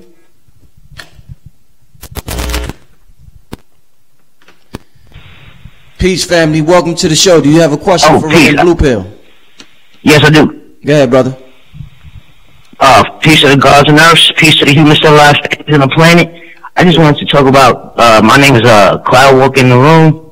I just wanted to talk about the judge that was on the TSA security list or TSA watch list, the black judge, and then also that kind of reminds me of going back to the black judge that was in the Hudson River. Yes. A couple of like a year ago or something like that, and then the FBI comes out with the whole, the whole woke black people or terrorists, but they letting these white people shoot up these babies. So I just wanted to make a comment on that and, talk about that. Okay. Indeed. Y'all got any comments on what the brother said? The judge is coming up missing. Yeah. The river. That was crazy. Yeah, I had that in my lecture introducing that aspect. There was two judges, somebody in Atlanta. Two judges, yeah, and the brother said there was a judge. I saw the video that went around. She was on the terrorist list. Oh, she was on the terror list? Yeah, the no-fly list. And TSA, they put 3 S's on you. So, family. Facts. I used to get 3 S's. I got 3 S's as well, but I never went to screening. She got 3 S's, and they sent her, you know what I'm saying? But I've never made it through, without getting pulled over and patted anyway. So, yeah. I don't, you know what I mean? I've never made it through a scanner. Through a scan straight, yeah, right. I never made it through straight, ever. And it ain't got nothing to do with my jewelry. So, she had got flagged you know what I mean, she was on the list or what have you, and they said that sometimes you could be randomly selected. She didn't understand why she was on the list. Yeah, there's a terrorist lottery. You know, you randomly get the selections or what have you. So I don't really know as that goes, but you should already know that, yeah, like, they're watching you. You know what I'm saying? And yeah, it's a lot going on out here. It's just a lot of real stuff going on, and I don't think, enough of us are up on it and know what's going on. There is no industry or agency to me that hasn't been infiltrated by, a white supremacy element, for lack of a white supremacy element, a white identity extremist element, for lack of a better term. And they know how to run their plays. They know how to keep their eyes on people that they consider threats to that particular structure. So I see the evidence in it everywhere. The New York City judiciary in particular, at some point we got to get our brother True Master on the program, because he has some vital information. Okay, here's a brother that used his Moorish science to defend himself in a rape case in New York City, and he was successful with getting these devils off his back. Real demonstration in real time. As a free man, they was trying to take his whole life from him. So he fought that off, and he has some vital information about the judiciary here in New York City, and it's corrupt to the core. And that goes beyond just levying charges against somebody and pointing fingers saying y'all corrupt. No, we got facts, proof. We have proof, receipts. It's crazier than you can ever imagine. You know what I mean? So that's ultimately that's what's being addressed tonight. We're utilizing individuals as a catalyst to have a deeper conversation, to bring awareness to the plight of millions of people who have been forgotten, who are in shallow graves, when at the end of the day, you're going to one day, eventually, not you in particular, but those people are they're going to be very useful. Their energy is being utilized in certain situations as a free labor force, like mine was when I was in boot camp. My energy and my time, my sweat equity was utilized as a free labor force. I know what it feels like. So where is the contingency plan in neighborhoods or movements where they talk about uplifting fallen people, where they're meeting people when they come home with solutions? These solutions, which will be a formula that has been proven to work in so many other cases. And just to give you an idea of this, how important this conversation is and what sort of scabs this conversation has removed, you know what I'm saying? Even tonight when the brother called in to talk about black exploitation, and you brought up the BIE, which is COINTELPRO 2.0. You know what I'm saying? We have to keep in mind that during COINTELPRO 1.0, there are political prisoners that have been incarcerated, right, who are pressing the front line, who are doing some of the very same things that we're doing now in regards to, getting information out to the community, organizing with the community, right, being the dissident voice against a corrupt system. Those people have been incarcerated since the late 60s and the early 70s, and nobody speaks about them. Yep. You know what I'm saying? We have seen many iterations of the quote-unquote conscious community. That's the point in the room. Not to interrupt you. I'm sorry, come and go. You know what I'm saying? And come and go. That was the point in the room that everybody, people like, Meek is not that important. It's a lot of political prisoners out here. We still got Malia behind bars. They trying to get us out of Cuba. Like we said, all of this is disconnected. Hold on, family, because we're not in the chat room right now, so we will have to address what you mentioned so the people in the chat that are listening can hear. Again, this is a conversation that we're utilizing as a catalyst to have a larger conversation. The people should take that conversation out of the chat room and just call in and contribute that voice, contribute that to the feed, so when people can go and listen to this later on when it goes viral, they can hear all of the angles of this conversation rather than hiding it in a chat room. You understand? So yes, we understand that there's a bigger conversation to be had, but how can we spark that conversation? You know, nobody wants to talk about Asada when Asada's not cool to talk about. Nobody wants to talk about Mumia when Mumia's not cool to talk about. I don't see no petitions going around social media talking about hands off Shikada. Nobody's sharing the articles on Facebook. Ain't nobody pen paling Mumia. You know what I'm saying? Nobody knows. Can you tell me where Mutulu's at right now? Say it again. Can you tell me what facility Mutulu's in and how much time he got? How much time do I got? Mutulu Shakur. Oh, as far as I know, he been in there for damn near, what, 40 years, 50, 40, 43 years now? He was supposed to be released last year. You know what I'm saying? I thought he was still, and then I heard he was still on death row. Like, they were still trying to get him off of death row. No, that's Mumia you talking about. I'm talking about Mutulu. And Mumia almost died like a year and a half ago. You know what I'm saying? He had a debilitating disease where he was scabbed up and everything, like he lost weight. He was on his deathbed. You know what I mean? The European was out here telling people what was going on with him. You feel me? Fake nigga outrage. And this is not about you. I'm just saying, I seen this shit all my life. All my life. Okay? This is the reason that my father don't fuck with that shit. Real talk. Fake nigga outrage. People don't be there for the people that put their lives on the line. They want to keep telling us that Meek Mill is not worthy to talk about. We're talking about a different era, a different age, and Meek Mill does mean something to the youth of today. So in order for us to get this message to the youth of today, we're going to utilize the catalyst in which sparks the interest in the youth of today. The parents of them youth, you need to be worried about Mumia and Mutulu and Asada. You know what I'm saying? And then we can collectively bring this conversation to a head and have a forum where we can speak about it all, and we can bring some free political prisoners to these forums and have them speak to our children in their language while it's a hot button topic. You dig what I'm saying? Thanks for the call, bro. Thank you. Thank you. Yeah, they don't know fact from fiction. Yeah, they don't know the math decision. Blue summed that up great.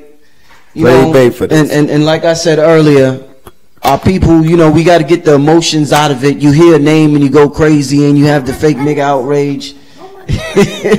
There's a bigger topic being discussed right now. Do you know what North Korea is doing? If I put Mumia on the title of this video tonight instead of Meek, half the people in the chat room wouldn't even be here tonight.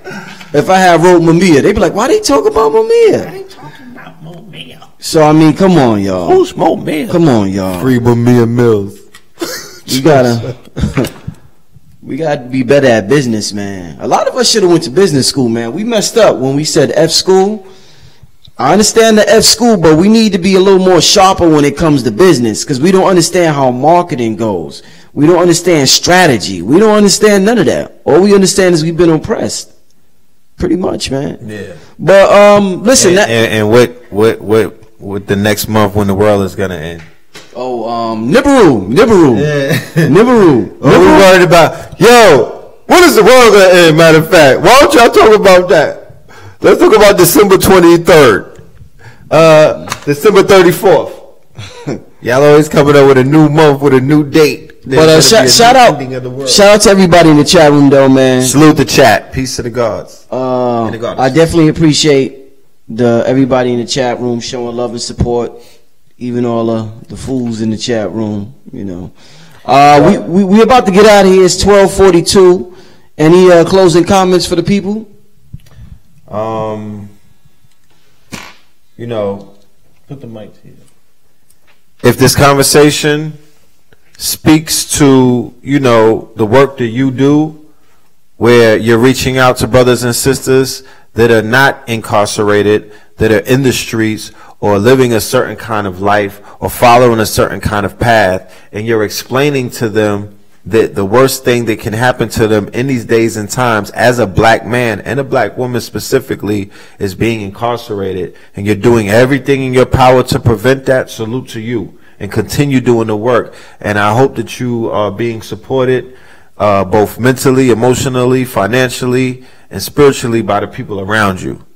And, you know, that's basically what I got to say. You know what I'm saying? I think we definitely talked about everything. We covered a lot of topics, the multifaceted nature of the topic, you know what I mean? Going all the way from the brother's personal case all the way to the broader perspective. So, no, I don't have anything to say. Salute to all of the callers. Salute to the callers. Salute to the viewers. You know what I'm saying? People that journey with us through the totality of this conversation as we pass through many different chambers of this conversation. Shout out to the Wolves, 24 years since the 36 chambers was released. All right, we got to put that on the record. Again, you know, we're having a conversation that should resonate with a lot of people in the audience because we were listening to the demographics of the callers. So people, where you're at, in particular, we know that there's a high incarceration rate. We know that you are losing thousands upon thousands of your young men and your young women to, you know, to penitentiary. They're out there taking penitentiary chances, a large percentage of them. And then there's another percentage of them that are unjustifiably being targeted, okay, and put into purgatory to be utilized as chattel property in a corporate financial prison industrial complex system. Do not fall victim and prey to these traps, because these traps are set. These traps are not going to be unset. You know what I'm saying? Prison industrial complex just met with Trump, okay? Jeff Sessions just passed legislation or mandatory sentencing. You know what I'm saying? They just reenacted the drug war hunt. All right. So we have to be very mindful that the music that our brother Meek is the poster child for. Okay. And French Montana and Migos and all of these other individuals that we're talking about that we love rallying behind the saying they're unjustifiably targeted. All right. Like, bruh, I used to promote with the hip hop cop, Derek Parker. I keep telling people this. All right. This was 03 and beyond when I used to promote at Club Cheetah. He was retired at that point. He knew every D-boy in New York. I'm talking about the willies of the williest. All right. They have personal relationships with these people. They know everything. They know everybody's business. So for them putting together these drug task force and hip hop go, or hip hop task force and hip hop artists is hand in hand. They're strange bedfellows. There's nothing that the hip hop task force don't know about what's going on because they're fans of the music and they know the entourages. And if they don't, they know somebody they can flip to tell them what they need to know. So it's a charade game to begin with. When they decide to pop your pimple for whatever reason, because when they're not popping your pimple, you are working for them, whether you know it or not. Okay? The only reason they're allowed to run around the way that these people run around is by the mercy of the fact that you're working for higher ups. The higher ups are like, look, that's our property. They're running plays for us. Okay? Same way that Ross was running plays for Reagan and them, and he was getting the pass. You understand? And you have a tendency to think that you are untouchable. All right? That's what 90s era hip hop did to the minds of the youth that came afterwards. They was like, yo, they're impervious to law enforcement because they're on wax selling smack and getting away with it. No, they was given a pass to do that so they could fill these beds up. So we have to at some point take culpability as a community and see that our strongest assets are being utilized by the corporate interests, the same people that are signing these contracts are the same people that have stocks in this prison industrial complex. Facts. It's the same entertainment conglomerates that are making the multi-millions and then are bundling, okay, your bonds and selling them on the market.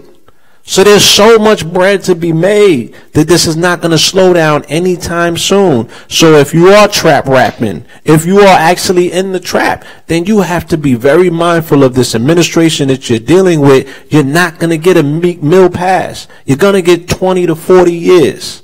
They're going to throw the book at you. They're going to give you the maximum. You know what I'm saying? If you're about that life, I would say get out that life at this particular time. Make better life decisions. The odds are not in your favor. All right?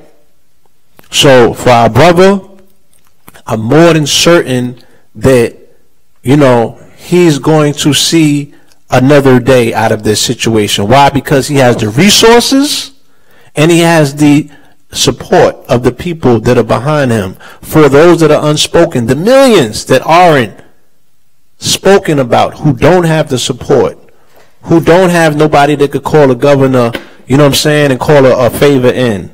You know, you need to pray for them brothers and sisters. You need to put a candle out. You need to light, you know what I'm saying, you need to find a pen pal program and write to them and see if there's anything that you could do on the outside in the meantime. But in the meantime, in between time, keep your ass out of the jaws of the belly of this beast, because they are crushing melanated men and women unceremoniously, all right? And then the flip side of it, they're trying to send other people to Guantanamo for telling you niggas this, okay? That's the fucking real deal about that, all right? So peace, love, and light. Excellent way to end it. This Brother Rich. Make sure y'all tune in. Brother Panic, November 19th, man. Information in the description. If you want the live stream, is usalivestream.com/panic. Or if you want to get tickets to be in person, www.blackmagic363.eventbrite.com. Once again, thanks to the family in the chat room, keeping it lit, keeping it interesting with everybody's opinions, everybody's rants, and everything else in there. Shout out to, let me make sure I'm not forgetting anything. Well, everybody that advertised that I shouted out in the beginning of the program. But on that note, we signing out, family. We're going to see you next time. Peace. Peace.